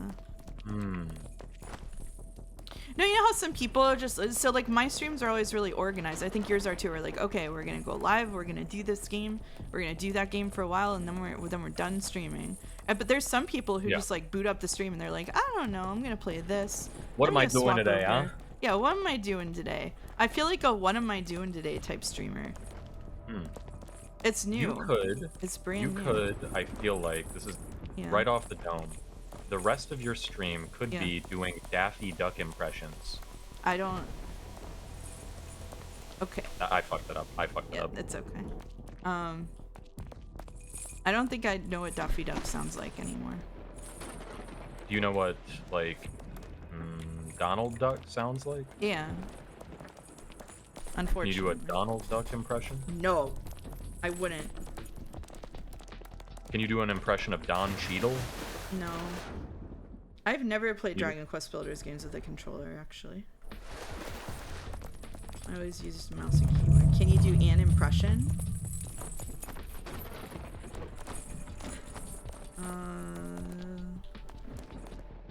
No.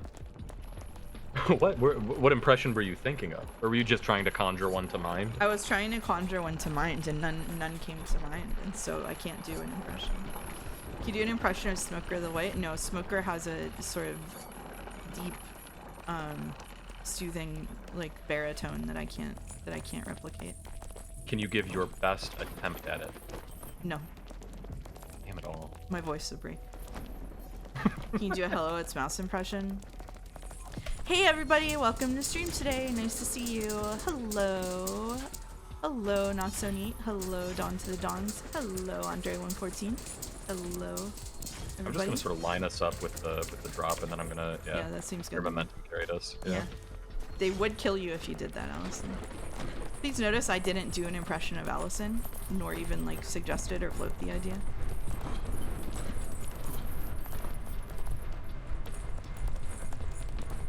Can you give a review of like what you think of Sam Rockwell as an actor? Yeah, so Sam Rockwell, I think, has been in sort of like an eclectic series of things. Like, it's funny because I don't think of Sam Rockwell, I don't know what like big movies Sam Rockwell has been in, because when I think about Sam Rockwell, I think about him in like a Charlie's Angels movie, and like the Stella shorts from Michael Ian Black and the other fine Michaels at Stella. So I think he's a fun guy. He's very emotive in the face, you know what I mean? Which I really like in an actor. I like when an actor does a lot of face acting. That's really good. He's never like the lead in a big movie, but he steals every movie he's in. He does, yeah. I would agree about this about Sam Rockwell. That's a Norman Rockwell. Norman Rockwell. Norman Rockwell is a little bit different from Sam Rockwell.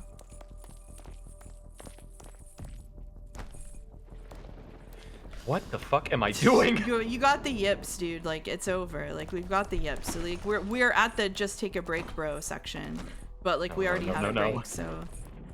God in heaven. Yeah. Ba-da, ba-da. Hello, it's Mouse. Do you have a favorite, speaking of ba-da-ba-ba-ba, do you have a favorite McDonald's mascot? No, I don't really like McDonald's. But, like, historically, if you were to look at all the McDonald's mascots, is there one that, like, speaks to you? No, I liked it when they did the Monopoly games and I could pull things off of cups, though. Hamburglar. Buscemi. Yeah, it's a good old Stevie. Steve Buscemi is pretty solid in, like, everything he does, I agree. Very distinctive guy. If the advertisement said, say McDonald's to end the commercial, could you do it? I'd turn off the TV. Like when McDonald's had PS2s in the play places. You know, I remember I have a very old strong... enough to remember that, Kaylee? No offense. Like, a genuine question. Like, were you alive for that, or do you just know cognitively that it happened? Because that was a long-ass time ago. That would be a very long time ago, yeah. That was cool, though.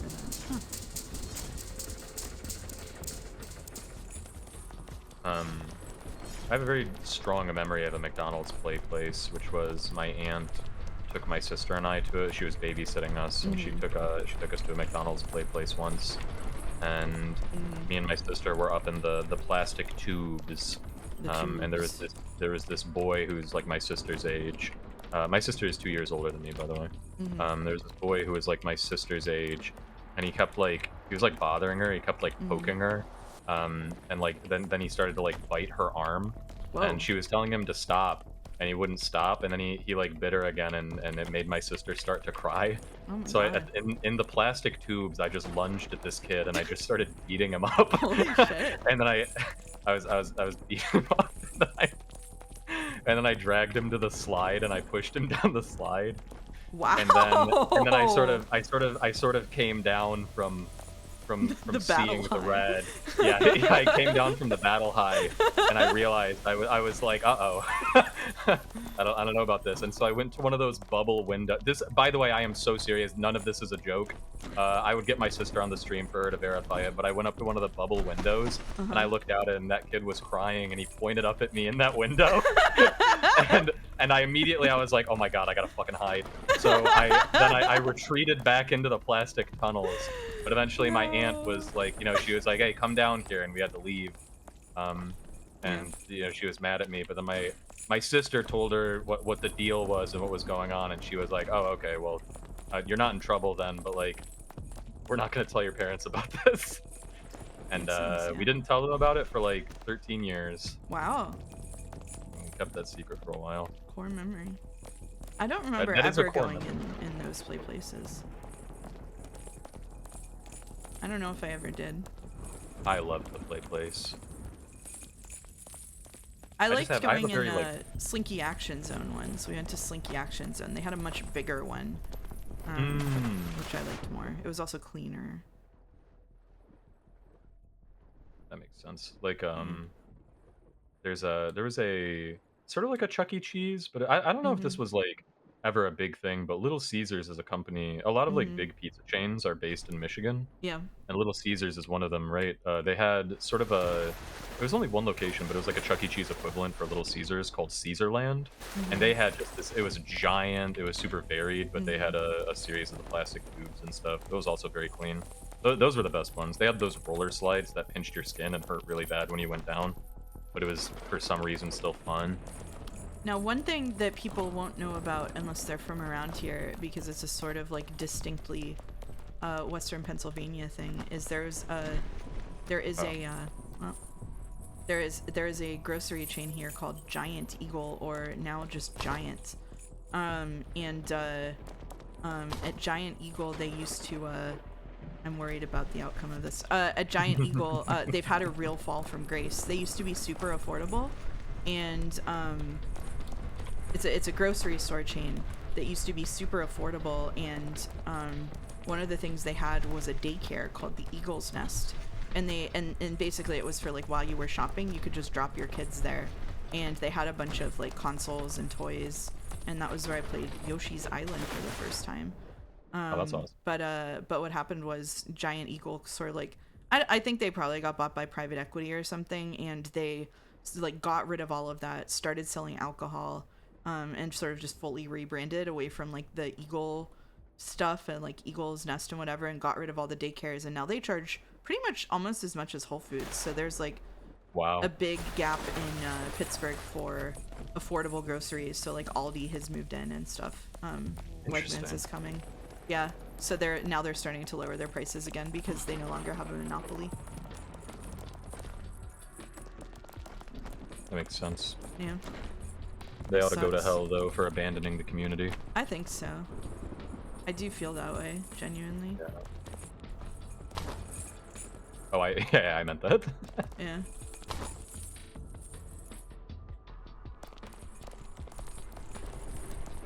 Oh fuck. Love to see the me. free market at work. Fuck Let me. me. I'm gonna walk up. Yeah. Yeah. Thank you. Now, what keeps happening to me is that we go in. I oughta. Yeah, I keep getting swatted right there. Oh, I'm gonna pull you up.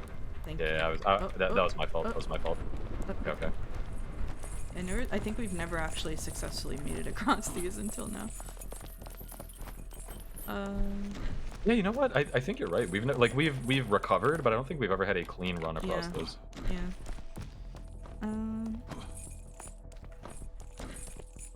Really just feel like we peaked an hour ago. We're just going through the motions. Yeah, we're kind of chilling. This is sort of a just chatting stream with Subway Surfers on. Lapses. Yeah. Yeah. Oh, well, sorry, I jumped too early. That's fine.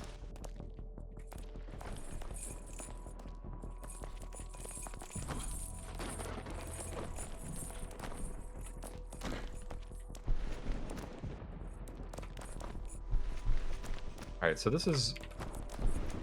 Alright, where's Just the chatting. subway? Well, I came here for just falling. Nyah, nyah, nyah, nyah, nyah. Yuck, yuck, yuck, yuck, yuck. Yeah. You like that? Alright, so what the fuck do we actually do about this one to win? Ah! Oh my god! Just jump. Alright, so what do we do about... I mean this one in particular. When do we go? We do the 3, 2, 1 jump. Okay, 3, Okay. 2, 1, go.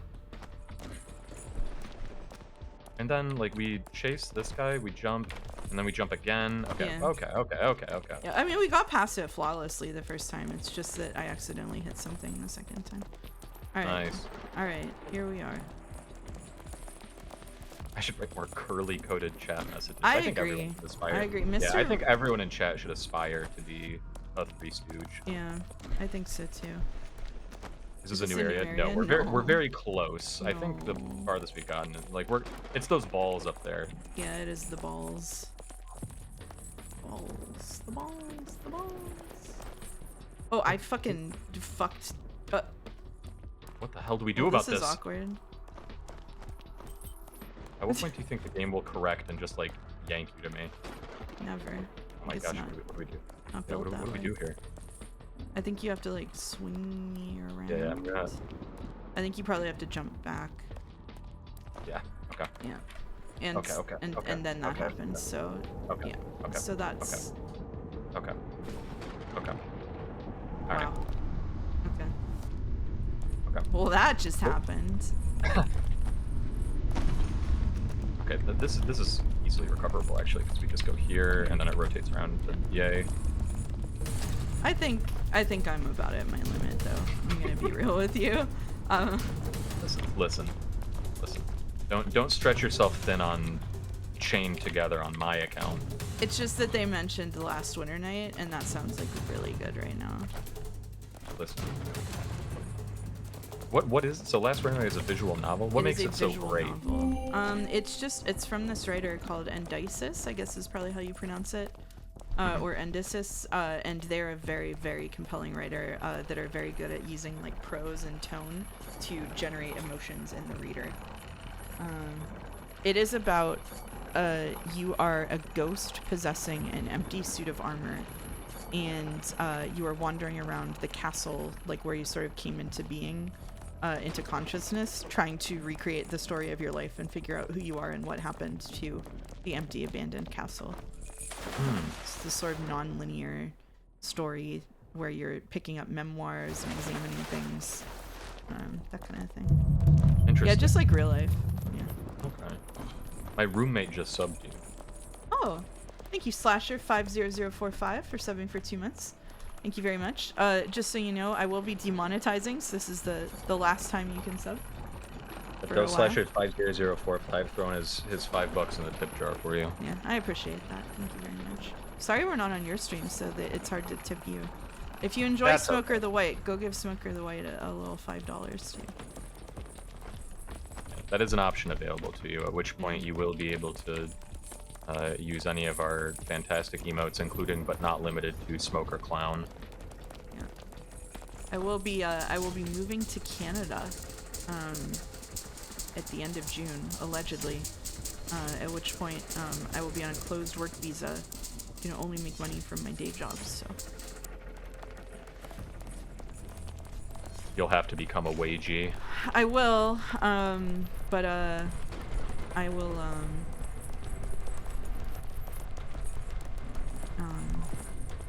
I'll be okay. Oh, Canada.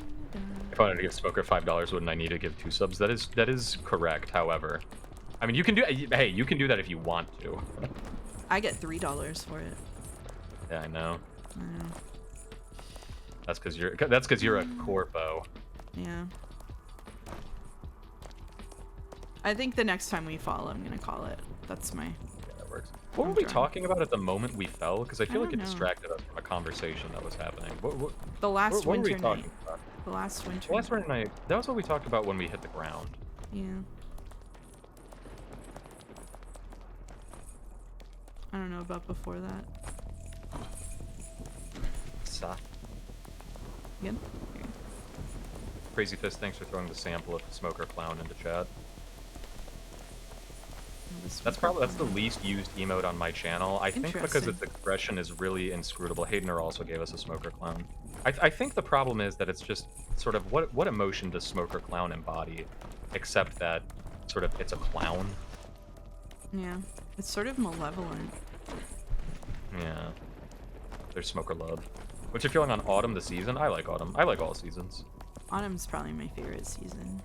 Yeah, Autumn's quite beautiful. Autumn and Spring, I think, because they don't fall into the extremes of the other two. Or the extremes if you live in a temperate climate. I'm actually quite excited to be in Autumn in Canada. I think it's going to be very pretty. Autumn versus Fall name-wise, I lean toward Fall. Interesting. I'm an Autumn sayer. Really? Yeah. I never knew that about you. One of my nicknames on internet for a long time was Autumn.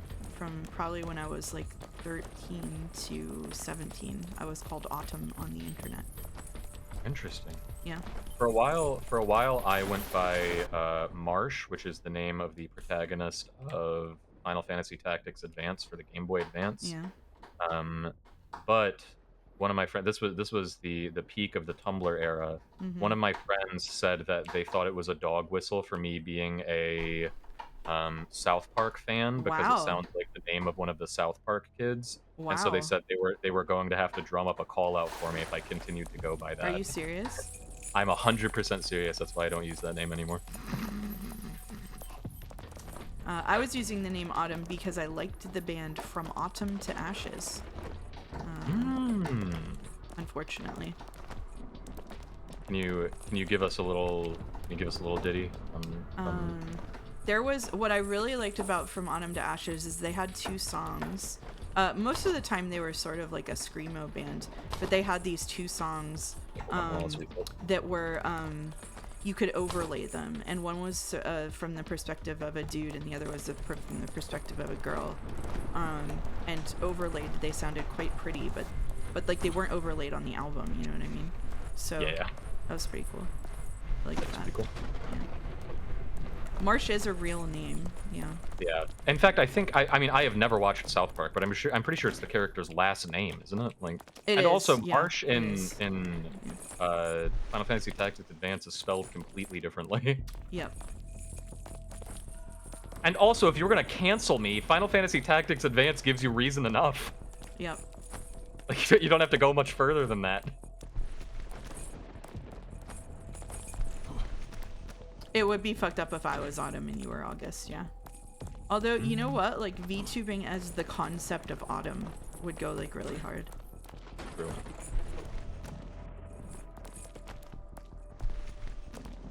The entire channel is just sort of fall themed all the time.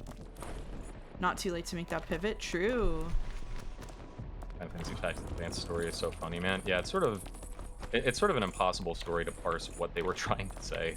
Well, no, not really. I think the message that they were sending is like a fairly normal one to send, like a coming of age story. It's just they completely like sucked in how they gave it. All right. That's Then let's make it a beautiful fall then. Let's go down memory lane here. You remember this? Yeah, I remember this place. Yeah. Remember the car? Hey, look, it's the bones. I wrote the bones. Remember the bones? Yeah, we know the bones. We know the bones. And you remember right here is, oh my fucking, oh shit! That could have killed me! Yeah. Dude, what? Did you enjoy the car sections? The car section was really funny. Like, there was just like a 5-minute car section. Yeah, it's impossible not to like the cars. That was already used. One of the older and then Meteor happened. Corporate VTuber groups was themed around being the personifications of seasons. Oh, cause Mouse wasn't already used, Boulder? What do you mean? It was already what? we're not at the fucking pinnacle of originality here, okay? Golden Mouse. Oh, Golden Mouse. Golden Mouse beats Iron Mouse by Minecraft rules. Oh, Smiles, can you give your opinion on the name Stanislav? Malinowski is the first association, which I think is a good one to have, probably. Okay. Yeah. I think it's a good one. Stanislav, it's an interesting name, I think. Yeah. I think it's a name that there's nothing wrong with.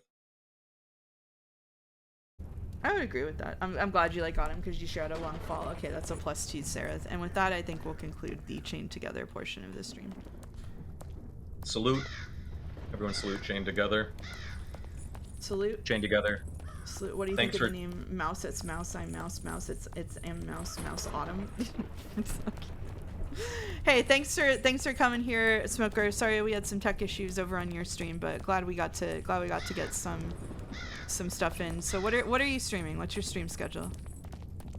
Tomorrow we are probably, it occurred to me today the public test build for the new Dead by Daylight patch came out. That's Jason, for the 10th anniversary of the video game. So I'm probably going to be on the PTP tomorrow, but normally on Sundays, Tuesdays, and Wednesdays we are Variety.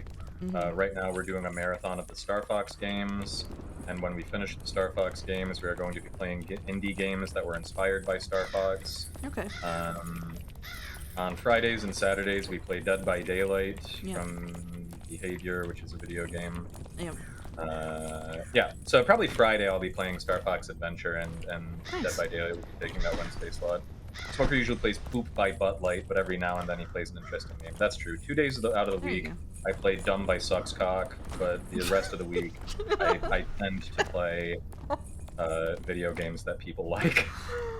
Oh, all right. Well, thank you for coming here. I'll release you to watch an hour of The Last Winter Night if you want, peacefully.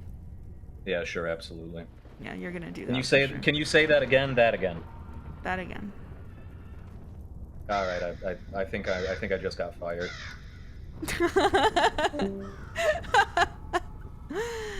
All right, chat. All right, chat. What do we think? An hour of The Last Winter Night is a treat.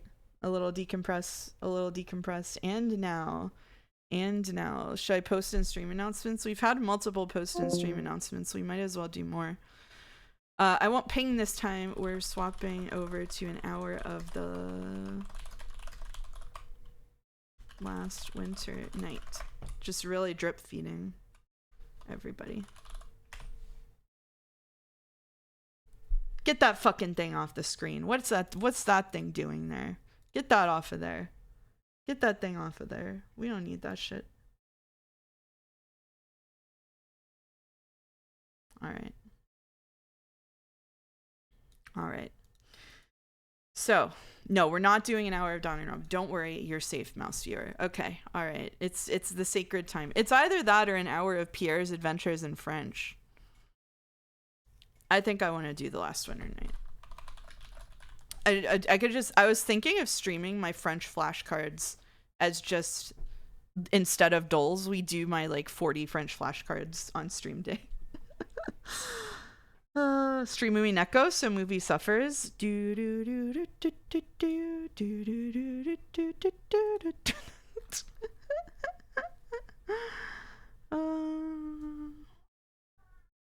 Can we get a sentence in French?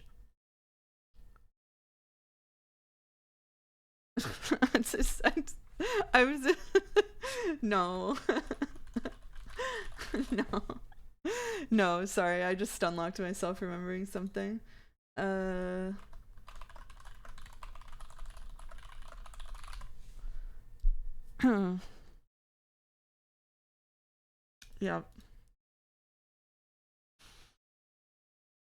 I'm not watching this. I don't want spoilers. Sorry, Paquetto. Yeah, I thought of those ones, August.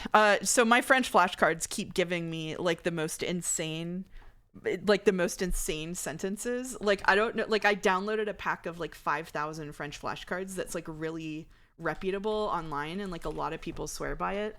But like what was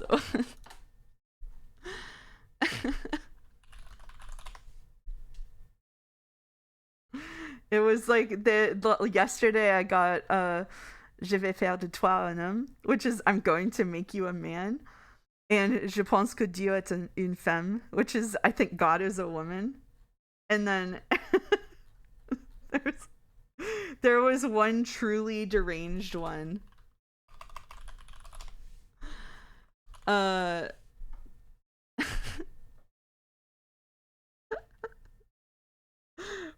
want to make sure I get this tonight. I want to make sure I get this right, because it was like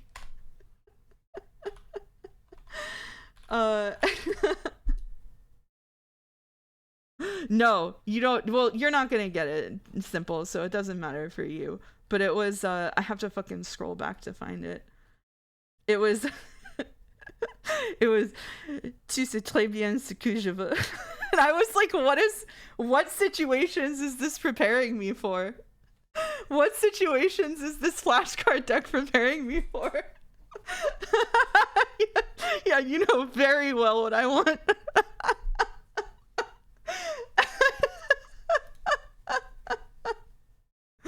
Yeah, anyway.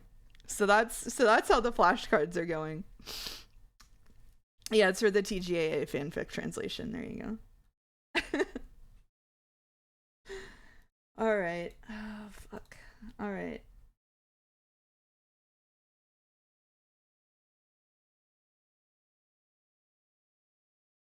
Believe in the heart of the cards. The heart of the cards is definitely knows where it's at. Thank you for co-streaming, Smoker. Yeah.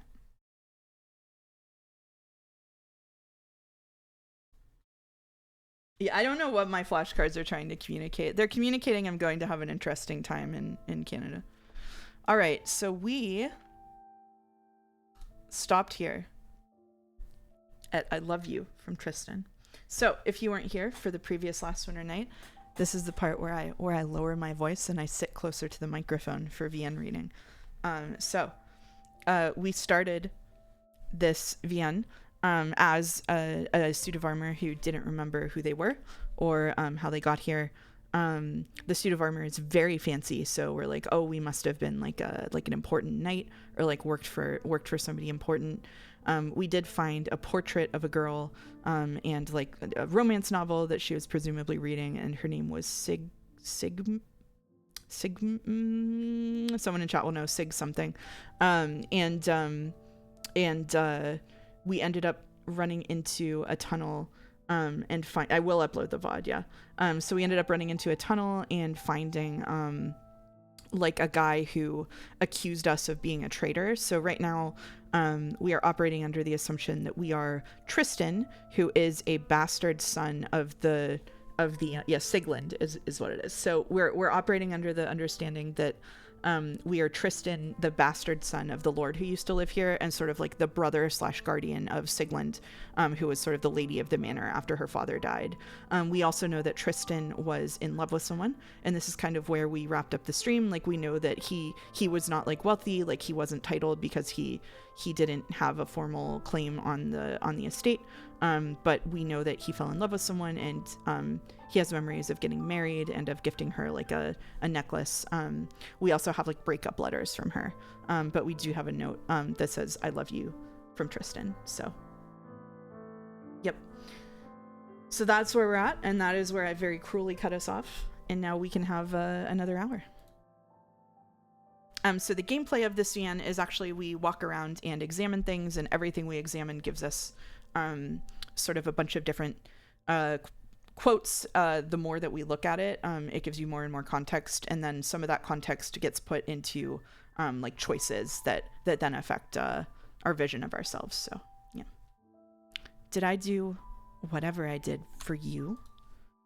A woman whose face and name I don't even remember? Well, it looks like I was a lousy partner after all. A lousy husband, a lousy brother, a worthless knight, and now a good-for-nothing ghost. And yet, you clutch the letter so tightly your gauntlet leaves creases in the page. You silently gather the remainder of the letters and objects into the satchel and replace it on the top shelf. Tristan, why can't you see for once in your life? You're not my brother. My brother is a hero. None of you will let me give up, will you? No. I can't blame you for what I did. I made my choices, whatever they were, and it all led to this. I'm the one who's here. I need to atone for it. I won't give up yet. Ugh. But what can I do? I need those keys somehow, but I can't hope to fight the commander. You slump your helmet forward in defeat when your gaze lands on the dripping candle before you. See you later, Kofi. Vivian's candle. Wait, do I need to fight the commander at all? If his spirit was trapped here like mine, could there be a way to release him? You think of the dozens of beautiful candles in the chapel, carved with ornate patterns, flowers, and names. There's a reason candles are lit for the departed, for spirits like us. I wasn't able to before, but... Alright, so when there's Froster on the screen, this means that there's stuff for us to interact with, so we're going to interact with this stuff here. A weapon isn't going to help me against the commander, even if I could find one. Many prefer polearms for their power and reach, but I've always been partial to the sword. There's an elegance to the longsword that a blade on a stick can't hope to match. Thank you, August. Anything still stirring in this castle must be as dead as both me and the commander. A weapon isn't going to help me even if I could find one.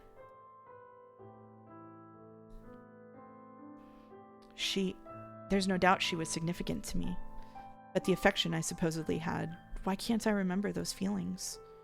The time we spent together, the life we shared. Does that mean my own words were a lie? Or was my wife simply an excuse to justify what I did? The letters inside were signed Tristan, but the note had to have been written by her. I sent her pages upon pages of my love, and she sent them back, as if they meant nothing to her. How long ago did I die? Is she gone now too? I'm sorry.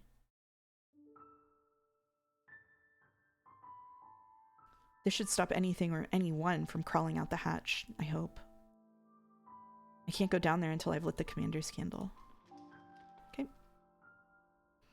I could hear the commander's voice back in the cellars. It seems like some spirits can speak after all. Not hollow suits like us though, huh? What am I doing pretending you're a knight? Though you feel like a complete fool, you try once again to project your thoughts aloud. It was not specified that the knight remembers his name. He only knows it because of environmental clues that we've picked up, basically. Like there were letters addressed to him, and he was listed in like a book and stuff like that. Hello? Can anyone hear me?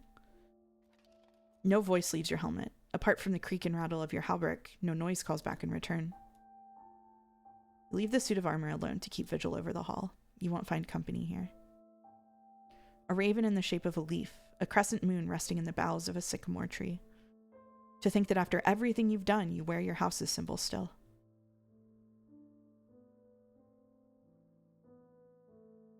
I doubt I'm going to find a set of wax carving tools lying around. I suppose I could use the glass I picked up earlier, though. You've never carved a candle with broken glass before, but at least you won't have to worry about cutting your fingers. I've never needed to resort to it, but broken glass makes a good weapon in a pinch, though that's only if one's opponent can feel pain. I have what I need to carve the commander's name. Now I just need to remember what it was. I remember the sight of these banners upon the battlefield. I fought for so long, and for what? To prove myself? To fulfill a duty thrust on me by those who didn't care whether I lived or died? What happened to the other knights? Knights like the commander?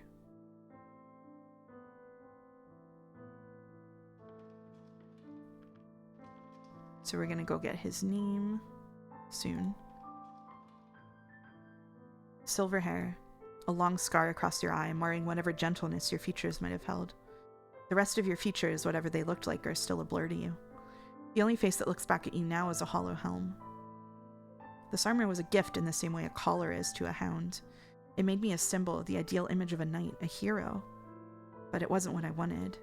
It wasn't who I was. But now here you are, forced to wear it after all.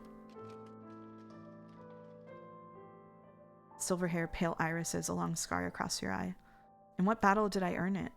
You'd think I'd remember receiving a wound like that. The memory of those gritted words uttered a lifetime ago come back to you. I'm not a hero. But here you are, dressed in the shell of one. You carefully step through the room and peer through the broken windows again. The wind still roars beyond the castle walls. Snowflakes whirl within the moonlight. The storm rages yet. I see the winters here are as cruel as ever. Winter, a fitting name for the house I was made to serve. Your gaze is drawn to the several pieces of broken glass that litter the floor like jagged teeth. Absently, you feel for the shard in your satchel, running your gauntlet against its sharp edge. It rests there, tucked away like a knife. Yeah, the prose is just peak, yeah. You look older in the painting. I had the artist paint it that way. Art is meant to present an ideal version of the world, is it not? I remember a girl dressed in her finest for a great tournament. The tournament. I was nervous that day. I'd been planning something for a long time. The Marchioness. Why is it that even now all I feel when I see her portrait is envy? I betrayed her and my fellow knights. Why is bitterness the feeling that fills my spirit and not remorse? But your memories fail to yield an answer. You turn away when you catch yourself looking at the painted face in the frame again. Whether from resentment or shame, not even you can say. I better take more of these ashes with me. You take a moment to refill the empty bottle on your belt with more ash. You hope you won't have to navigate the labyrinth of the tunnels again, but it'd be foolish not to be prepared. You examine the fallen chandelier, but only briefly. These candles are practically stubs. There's not enough room to carve names into them, nor will they provide light for long. All these men wanted to seize my sister's title or use her like a puppet. Was I any different from them, though? With our father dead, my sister would have no one to lean on, and as she was unmarried without any heirs, the opportunity to change one's fortunes, nay, his entire life. You'd like to believe you were above such temptations, but the past does not care for what you'd like to be true. If I had been born to become the Marquess, I wouldn't have blinked at a suit of armor this fine. I would have given my wife gold and silks, not a simple stone necklace. I would have carried myself with a pride I never knew before. The things that I would have done mean little now. What matters is what I did or didn't do, and how I'm going to find the truth. By the way, there's a specific point I'm trying to get to, and if it's over an hour, we'll go a little bit more over an hour. I have another cliffhanger in mind. We haven't yet gotten to like the farthest that I've gotten on my own. The letters offer no further clues to your past actions. You leave them be. Don't leave me behind, Mirabelle begged, tears flooding her mournful eyes like a river overflowing with rain. You're all I have. Her beloved's own ocean blue eyes stared deeply into hers, his icy blue pools deeper than the deep sea's roiling blue depths. It is so good when someone is a confident enough writer to lambast this kind of writing.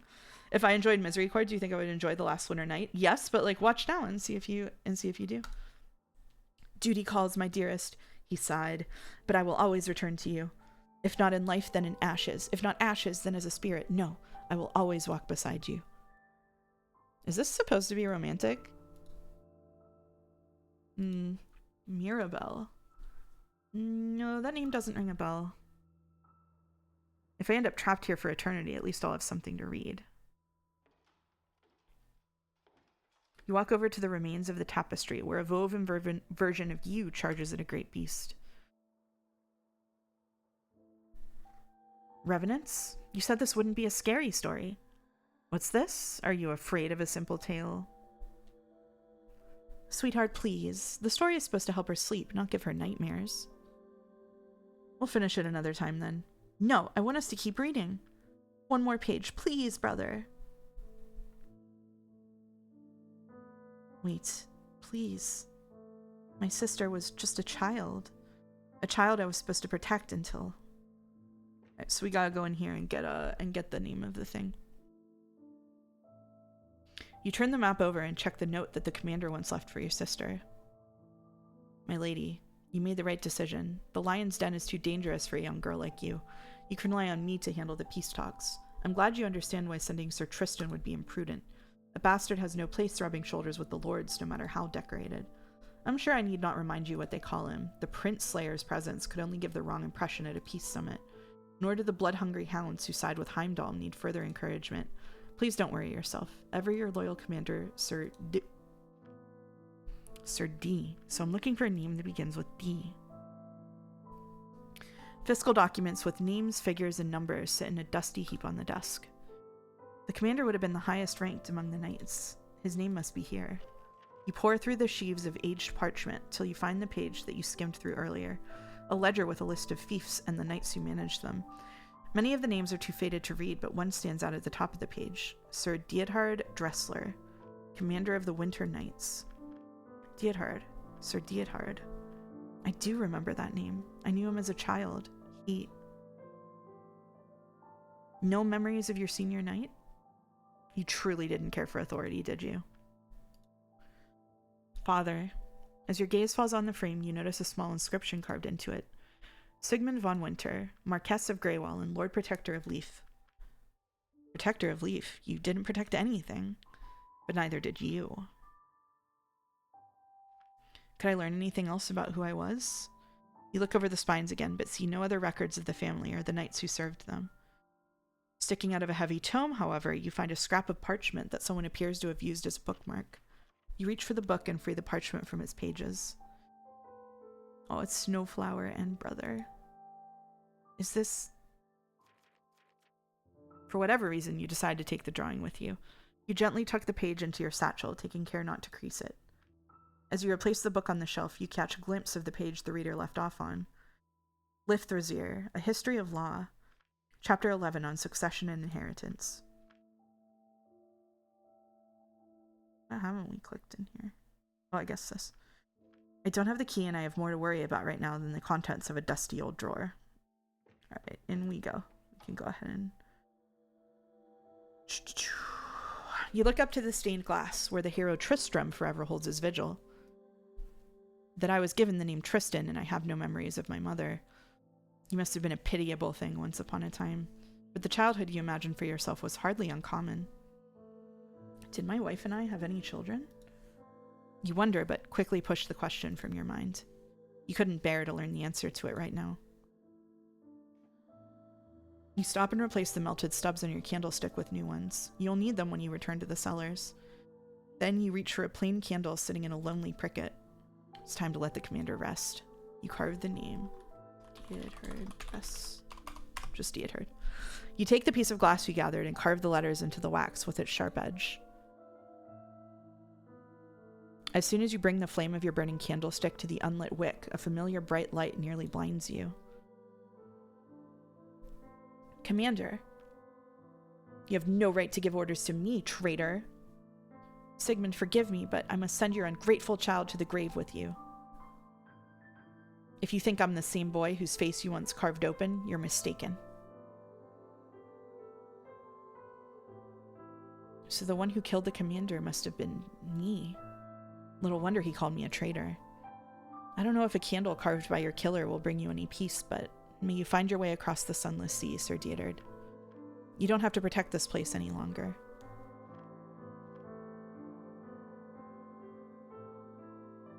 Flint iron charcloth. For the commander to remain here like me, was he drawn to the armor that once protected him? That only makes me wonder, what happened to the suit I wore when I was alive? You scan the box's contents again. There aren't any carving tools in here. A shame. When I was alive, ornamental wax carving kits were very popular. I had a beautiful set of them once, but I hardly used them. Okay. We'll go back to the cellar and see if that worked.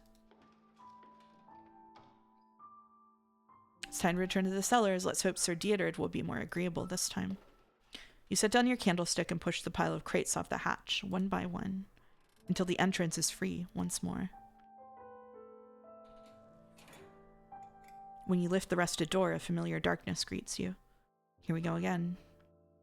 For the third time this night, you descend down the stairs. Step by step. The same wide walls and hollow halls swallow your faint candlelight. The same echo of empty footfalls clang. As you walk, you suddenly realize you have no idea where the commander is. After your desperate flight, you have no recollection of what path you took, nor where the other knight lost sight of you. I could end up looking through this entire labyrinth just to find him. And what happens if I do? What if he still wants to rip me apart? It turns out you don't have to look for long. As you round a bend, you see a familiar shape slumped on the floor several paces ahead of you. Your candles outline a flicker of steel, a shimmering of mail, a pale shape with black empty sockets staring out at you. You approach very, very slowly. 10 paces away and there is no movement from the figure. 5 paces, 4. Still it does not stir. 3 paces, 2. What in the world? Half of the figure slumped before you was the commander, his tattered surcoat and once burnished armor engulfing bone. The other half from his cuisses down is gone. What happened to him after I left? Were his remains so decayed they fell apart during the chase? Is that why he let me get away? What looks like a great gash is torn into the bottom of his cuirass, revealing the battered ribs jutting through mail. You decide then not to spend another moment more where you are. The keys are mercifully still looped around the knight's belt. You hastily untie them and shove them into your satchel. You hurry back the way you came, halberd beating across your cuirass with every step. Oh, we should do like the first thing you do upon returning above ground is to slam the hatch door shut with enough force that it rattles in its frame. It's that easy. You're out of the dark now, yet you're still shaking like a child. You feel it now, don't you? There's a weight that lingers in your every link and chain, every rivet and plate that your spirit struggles to contain. That has only grown with every step you've taken. The void of your memories that paradoxically sits heavy. The blade of truth that hangs above you like Damocles. I wasn't going to look at the armor, I was going to read his, as a catch-up. You have searched and strained all this time to remember, but now you're not sure if that's what you truly wish for any longer. It is, I will see this through. I may not like it. Whatever I find might be worse than being stuck as a suit of armor. But I have no intention of sitting and waiting for eternity to pass. And whatever I do with the truth, I have to uncover it first. Tristan. Tristan. Whether she is still alive or beyond the sunless sea, I won't see her again if I remain here like this. Indeed. And so the path before you awaits. So here's the codex. So this updates as you go. So we started out with, you were a vassal of the House of Winter once. You were a bastard of the Marquess. You served your true-born sister, Sigland. What did you do to her? You were in love with a woman you don't remember. You knew the commander... Oh no, I guess we can start at the top. So you are the ghost of Tristan, it would seem. You betrayed your house and your oath as a knight. You don't remember how you did so or even why, but you must have had your reasons. You ran away from the commander like the coward you are. You lit a candle for the commander and took the keys off his corpse like the vulture you are. With your key, you should be able to explore more of the castle, assuming it fits. You were a vassal of the House of Winter once. You were a bastard of the Marquess. You served your true-born sister Sigland. What did you do to her? You were in love with a woman you don't remember. You knew the commander. You must have served under him until you clashed swords and left his body in the cellars. Don says that his playthrough and mine differ pretty considerably by this point. There's a good deal of branching, which is really cool, I think. All right. Here we are. The door.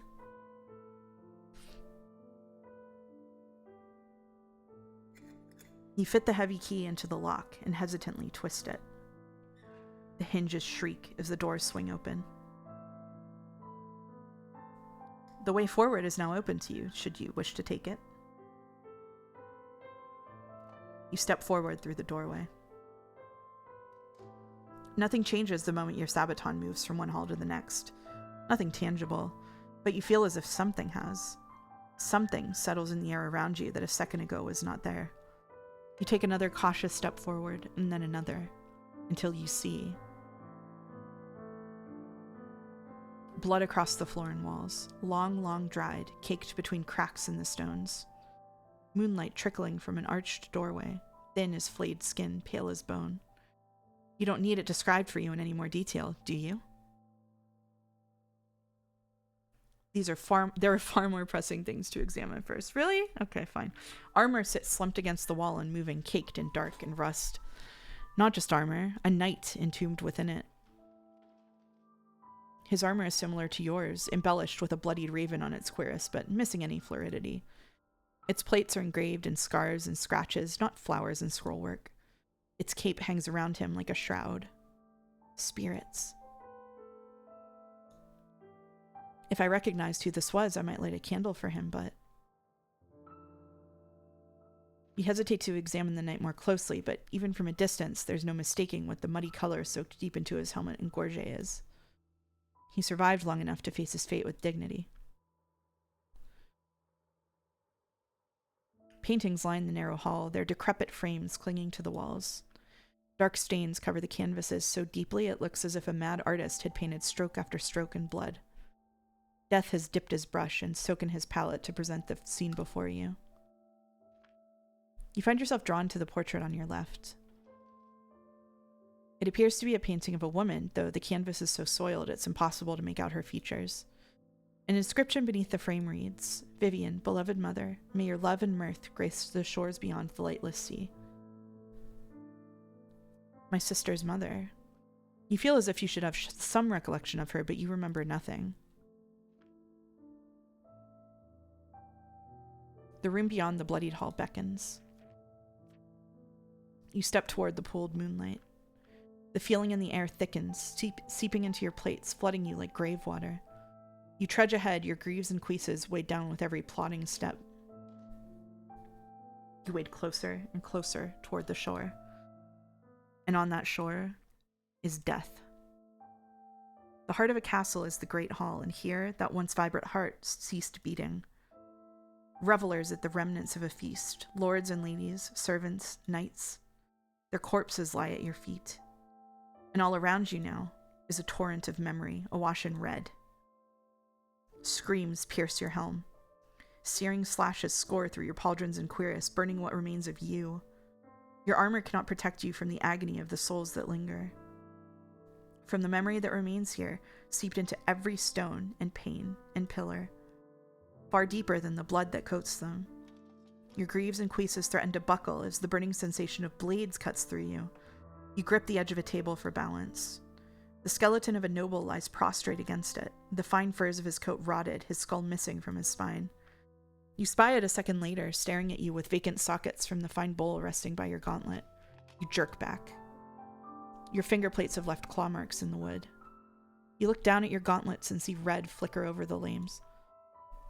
You lurch past the man's body. You keep waiting, pushing forward through the deluge of screams and howling and pain. What are you still searching for? A body, an answer, a reason for this madness. Tristan. Sir Tristan, have you gone mad? Sheathe your weapon at once. A young woman stands among her court. It's a day of revelry and games, and her most esteemed guest has yet to arrive. A commotion at the doors. Figures march inside in twin rows, dressed in burnished armor, weapons gleaming at their sides.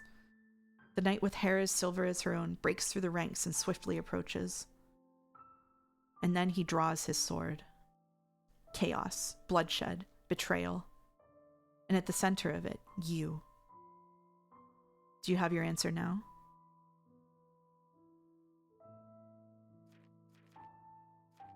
So I literally can't click, this can't be me.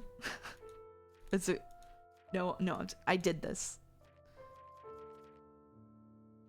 I loved my wife. I wanted to give her a better life.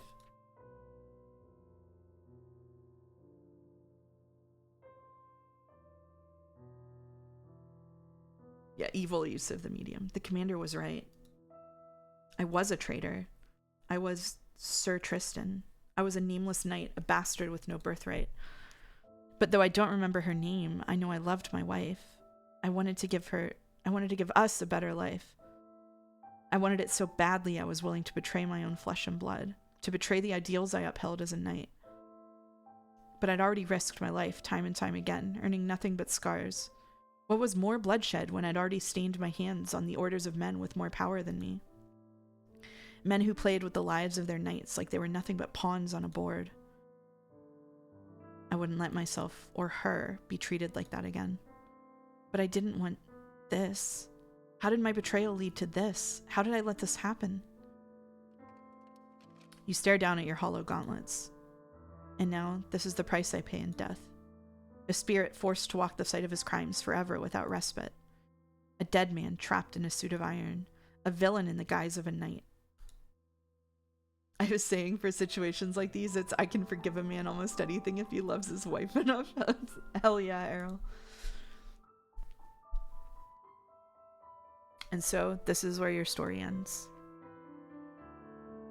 Accept your fate, accept your cage. Refuse it, leave your armor, return to the sea. Just let me forget, let me go back to not knowing a damned thing.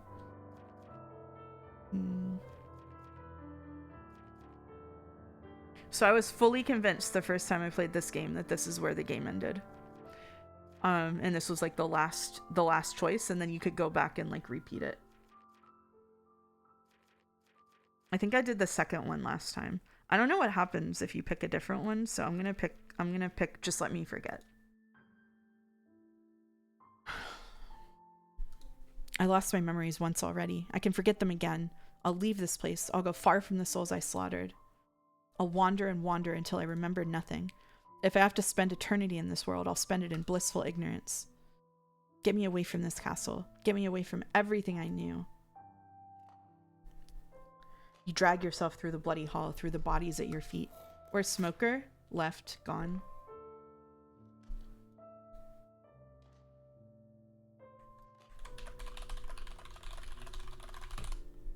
I'll change the title, sorry. As sensations of burning needles pierce your armor, rip into the fabric of you, the whispers at the edges of your senses wail with every puncture. Your greaves threaten to fold with every step. Just a bit further. At last, you stagger into the pair of imposing doors, slamming both gauntlets onto the oaken slabs for support. You push with all your might to force them open, but they don't move. Not an inch. Locked too? Damn it, let me out! Let me go! The voices around you melt into piercing screams, pouring over you like burning oil, searing your very being.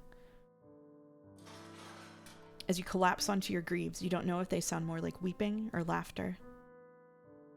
Fine. Fine! If I can't escape this place, I'll escape from this world itself. Erase me. Unmake me. Take me back to where I was nothing. Feel. You sink deep into your armor, searching through chain and rivet and plate for the threads that remain of you. The feelings that washed over you when you first settled into it remain. Flashes of sensation, flickers of emotion. Memories of war and hunger and cold. The grip of your gauntlet around the bloodied hilt of a sword. These glimpses called to you when you first awoke, but now they bind you. So slowly, you unravel yourself.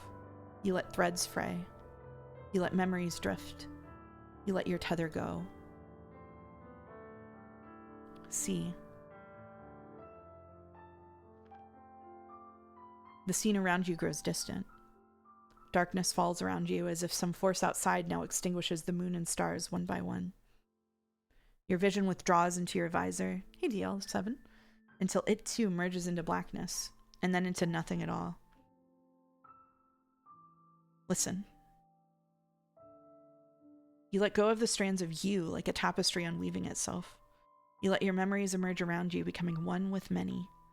Yours and not yours, all and none. A single thread in a rippling fabric. A single drop in the roiling sea. But sound lingers longer than sight. A voice, quivering, reaches toward you. Tristan. And then, while the last thread of you is still intact, you... Oh... I definitely picked listen to the voice last time. I'm going to pick the other one now. Strain to hear the sunless sea. You ignore the voice and let it flood away. A second later, on some half-remembered instinct, you reach for it, but by then it's gone. It drifts away, a faded ribbon tossed onto the waves. You hear nothing now but the sea. You know nothing but its lightless depths. And anything that was once you disperses on its cold black waves. And all you feel, before you cease to feel, is a void 1,000 times, infinite times, more hollow than a suit of steel. I got the achievement. Yay! Ending 1, return to the sea. Yay! I got the achievement. Alright. We'll do, it's such good prose, yeah. Alright, we'll listen to the voice.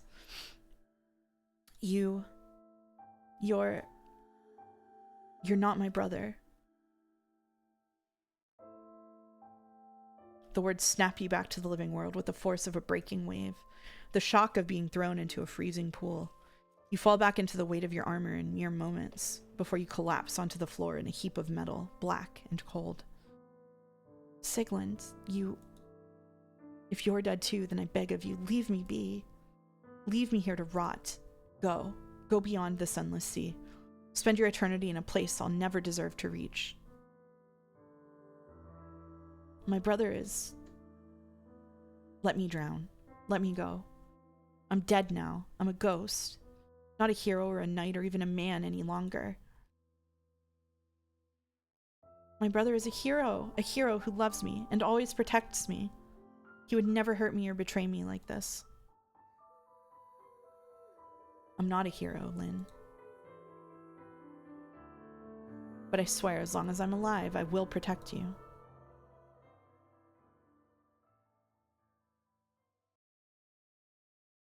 In another time and place. Castle Winter, Leaf, year 298, Winter.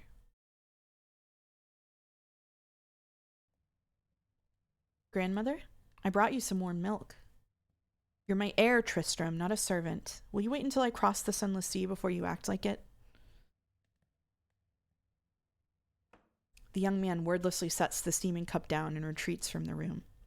You almost feel a pang of remorse as you hear the door close behind him with a quiet thud. Old age is making you sentimental. The regrets you thought you tossed aside weigh like piled stones. The boy is almost 30 and on the surface an ideal successor, level-headed, poised, a seasoned warrior, a skilled diplomat, like you trained him to be. But his heart is fragile and weak, just like... You sigh and turn toward the painting on the wall. Like him. His portrait has hung on that wall for decades. It was painted from your memories and descriptions. The artist spared no detail, but captured his likeness with a melancholy so true to life it stung you. Far from the heroic figure you wanted him remembered as. The first time I saw this, I clicked through it too fast and I didn't get to see his face, so I want to know if it goes up to his face here. So I'm pausing. Oh yeah.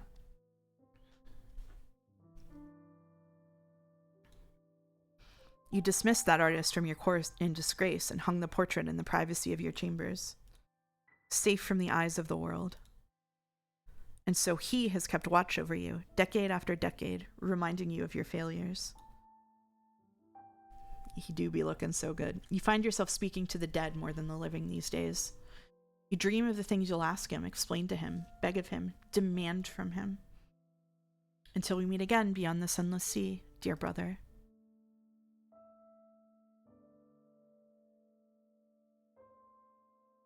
You turn away from the painting to stare at the snow that drifts outside your window. It falls in ghost white flakes against an empty sky. A half-devoured moon lingers in the gloom. You sit there watching that world of light and dark for a long while. Until you drift into the void of your dreams.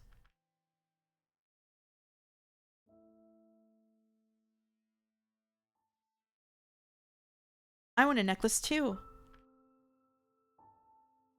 You shout the words, though it isn't true. You have pretty necklaces back home in the castle, strung with pearls and sapphires as blue as the sky, stowed among the jewels and clothes your mother left you. You're not jealous of the lumpy yellow stone around her neck at all. But brother is my knight. He's treating me like the most special person in the world. There's still plenty to look at, Lynn. Why don't we see everything first? I didn't involuntarily sigh just there. It's big Fata Morgana vibes, what can I say? But why does she get a present? It's not fair. Lind, she replies before your brother can respond, kneeling down next to you. Tristan brought you all the way here for the festival. Isn't there something you should say to him instead of demanding gifts? Thank you, brother. You mumble the words as you stare at your boots.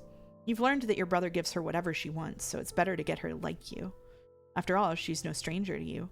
She isn't your sister yet, but she will be soon. Sister, you're not sure if you'll ever get used to the word. Come on, Lynn, your brother says gently, a little guiltily. There's lots to see today that you'll like. Look, a play is starting. You can't help but perk up. You hardly ever see plays at the castle.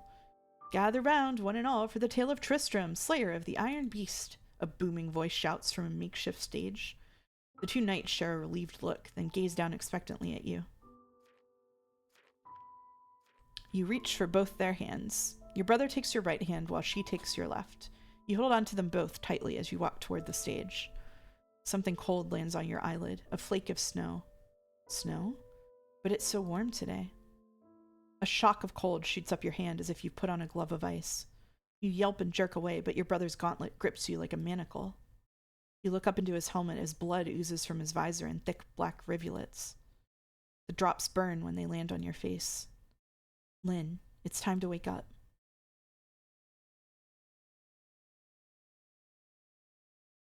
Faint sunlight falls on your cheek as you shake off the remains of a half-forgotten dream.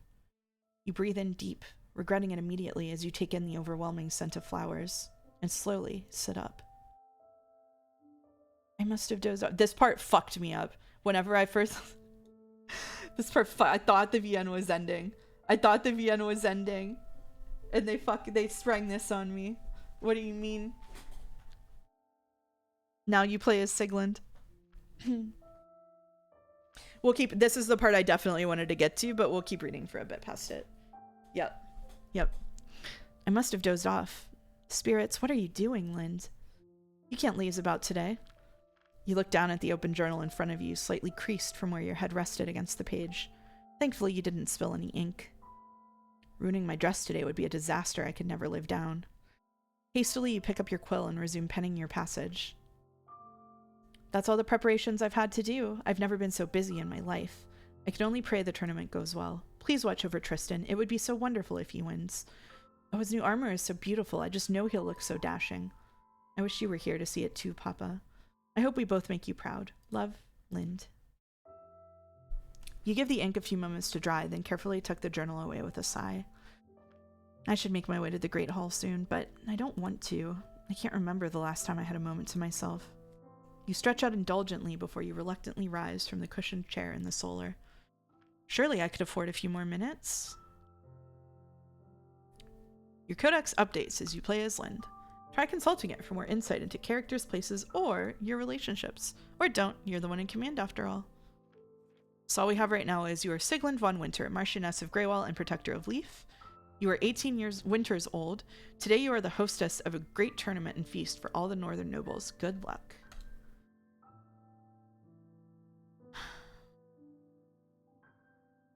Sunlight shines upon the room, leaving diamond-shaped shadows against the freshly laundered rug. You gaze outward at a blue sky streaked with thin white clouds.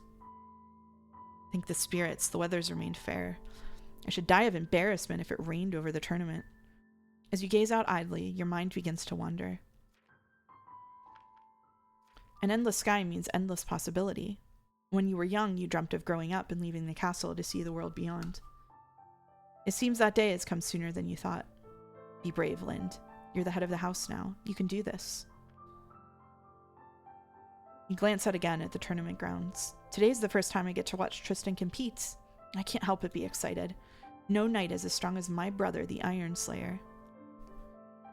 Prince Slayer, Iron Slayer, Tristan has so many titles already. Soon he'll be so accomplished he'll lose count of them all. The windows look out to a bright day and clear skies, perfect for the games ahead. A large vase of lilies rests on the table, filling the room with a cloying scent that clings to your clothes. You've read that flowers, lilies, roses, are gifts that one should present to the object of his affections. These, however, came from no suitor. They were a decoration suggested by one of your stewards that you're already beginning to regret. Girl, lilies are for funerals. The great houses of Leaf and Thracier claim ancestry from warrior kings. Their crests draw upon the trees that tower proudly over the land as symbols of strength and wisdom, not fragile and ephemeral flowers. Will everyone think me frivolous?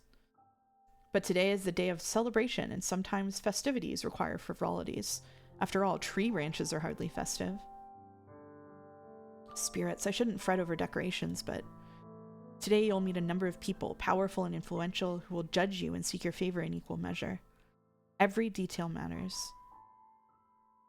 I wonder if I should plant more flowers in the courtyard. It's one of my favorite hiding spots, after all. The room before you is spotless, save for the pile of correspondence heaped on the table that you can't help but skim through once more. Letters addressed to you offer condolences or lavish praise, sometimes in the same sentence. Others entreat you to seek help from their writers. Men who have played the games of lordship longer than you've been alive. You stifle a sigh. You can imagine the sneers punctuating each word. Between concealed remarks about your inexperience or ineptitude, or both, are offers of introduction to noble sons.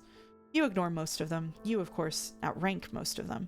Instead, you reach for a letter marked with a singular seal in crimson wax, the sword and stag of Thracier. You unfold the parchment and lay it flat. You've memorized the words at this point, but nonetheless look it over once more. My dear girl, I have enclosed what you requested, along with the armor. Do let me know what Sir Tristan thinks of it, as I doubt he'd express it to me himself. As for Raymond, well, he's been enamored with your portrait since laying eyes on it.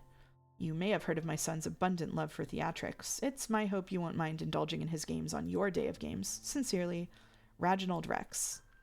Along with His Majesty's letter is a portrait of a young man, with untamed hair and beard that remind you of a lion's mane.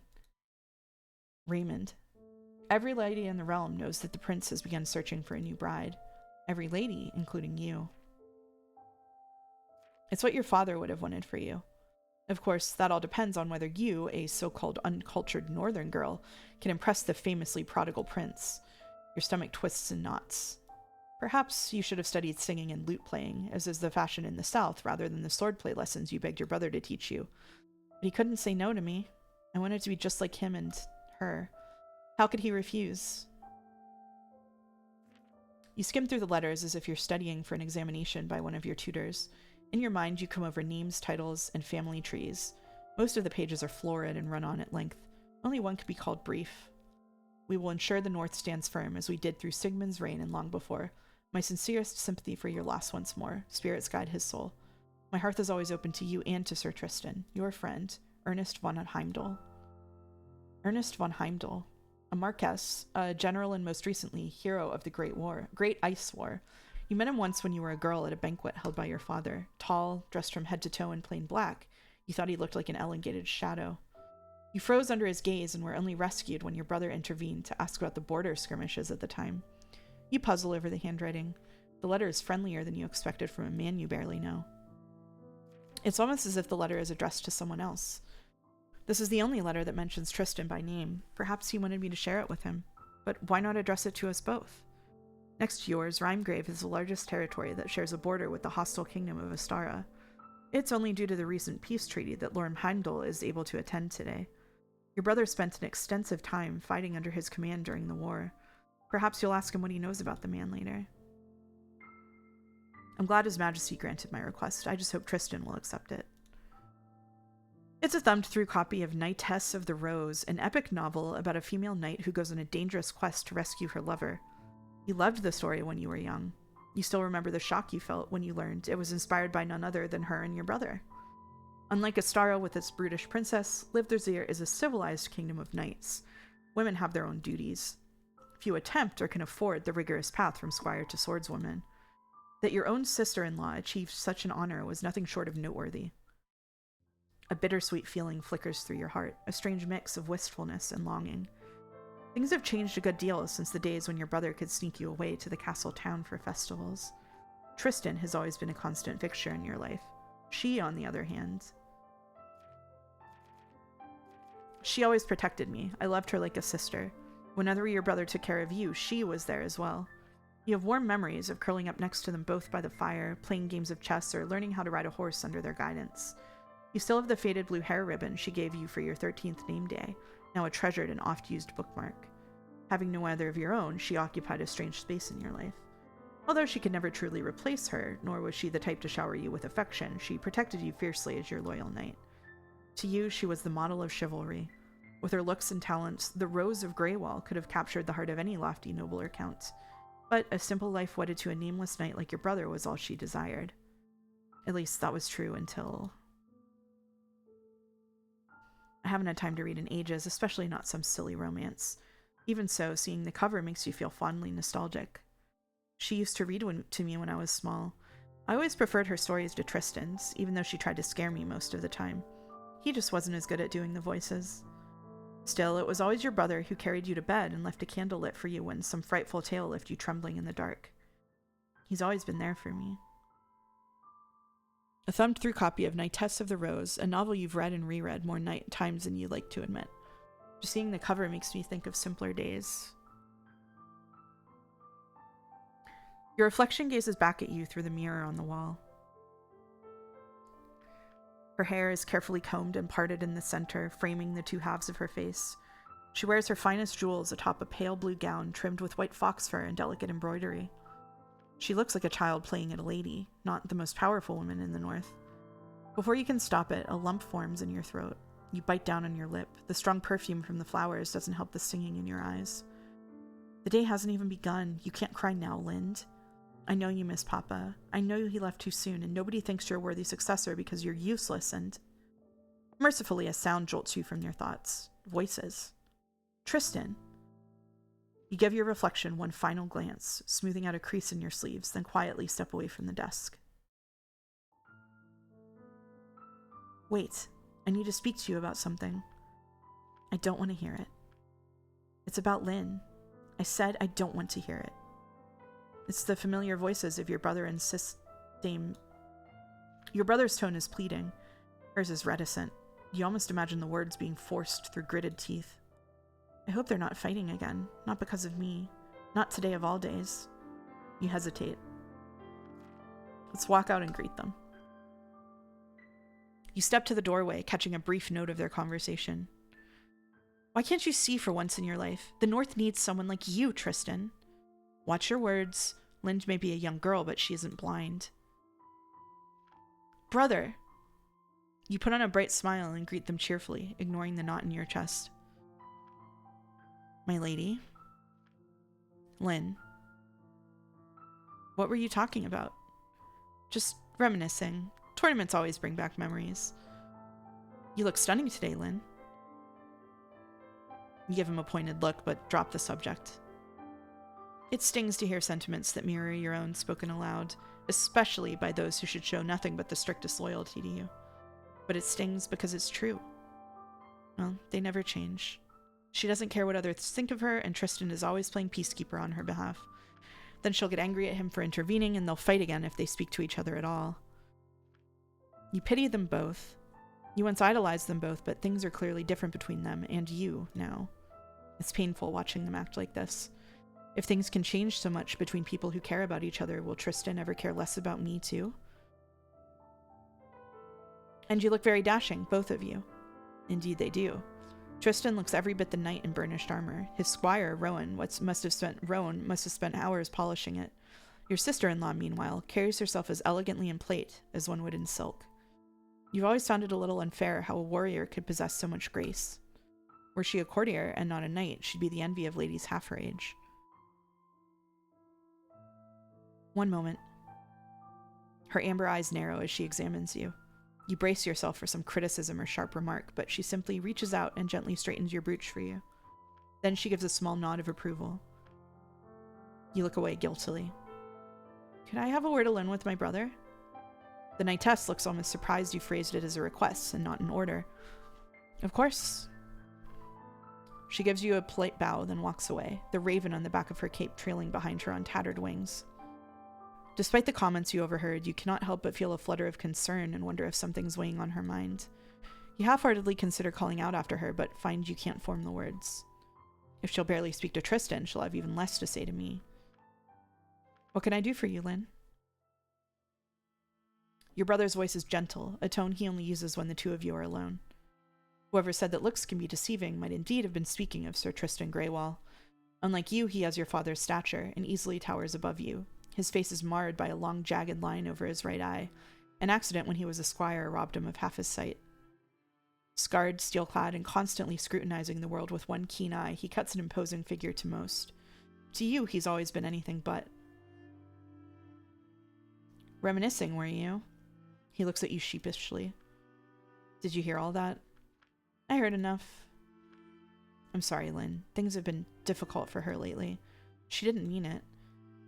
You don't have to protect her, Tristan. I'm not about to throw my own knights in prison for speaking their minds.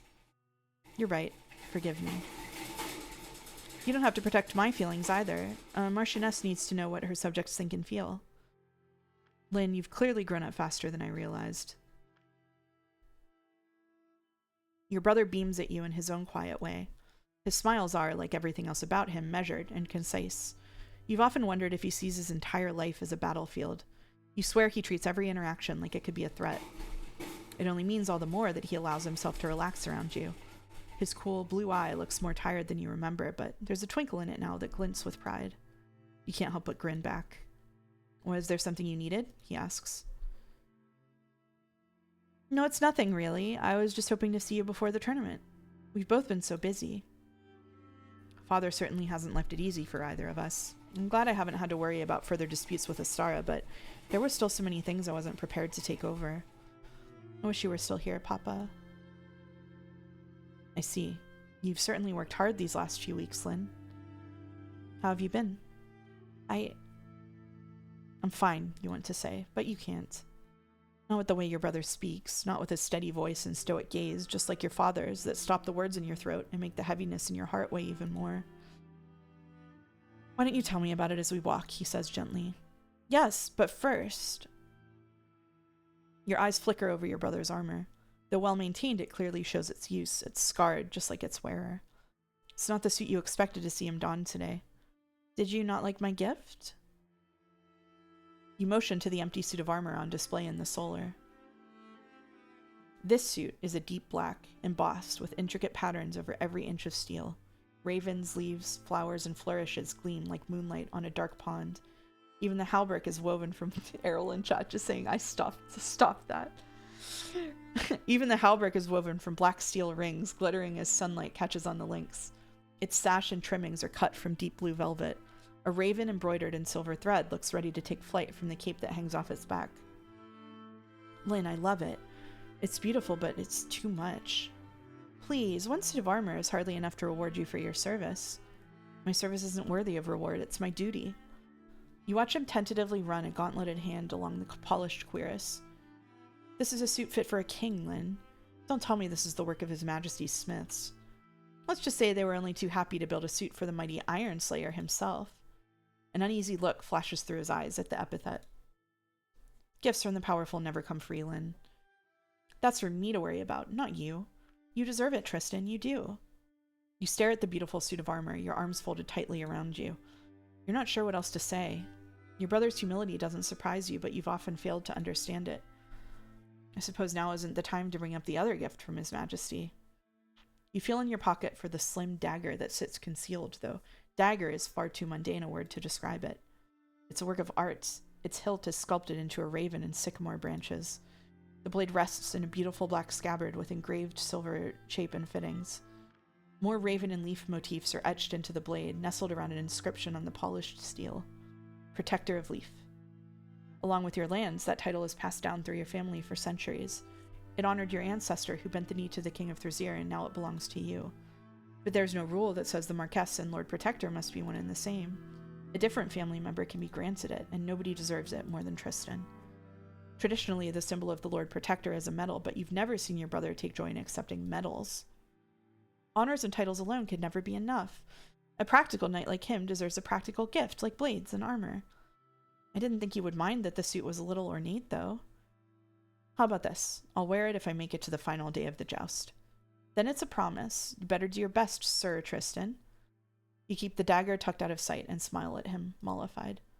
I'll find another time to bring it up. Wouldn't it be wonderful to present it to him after his grand victory, after all? With a lighter heart, you turn to your surroundings. And that is where we will stop for the day. That's it. That's where we'll stop for the day. Woohoo! Cool, cool, cool, cool. Maybe we'll do another hour another time. Hey, I just got in. Can you start over? You'll have to watch the VOD whenever I put it out. Thank you, everybody. That was another hour of The Last Winter Night. I kind of like reading it on stream. Maybe we can just do like an hour at a time. What if we make an hour of Last Winter Night after Danganronpa, like the carrot on the stick? That could be good. That could be good. That was excellent. Yeah, it's really, really amazing. Yeah. Read it in French next time. Ain't no way. Ain't no way. All right.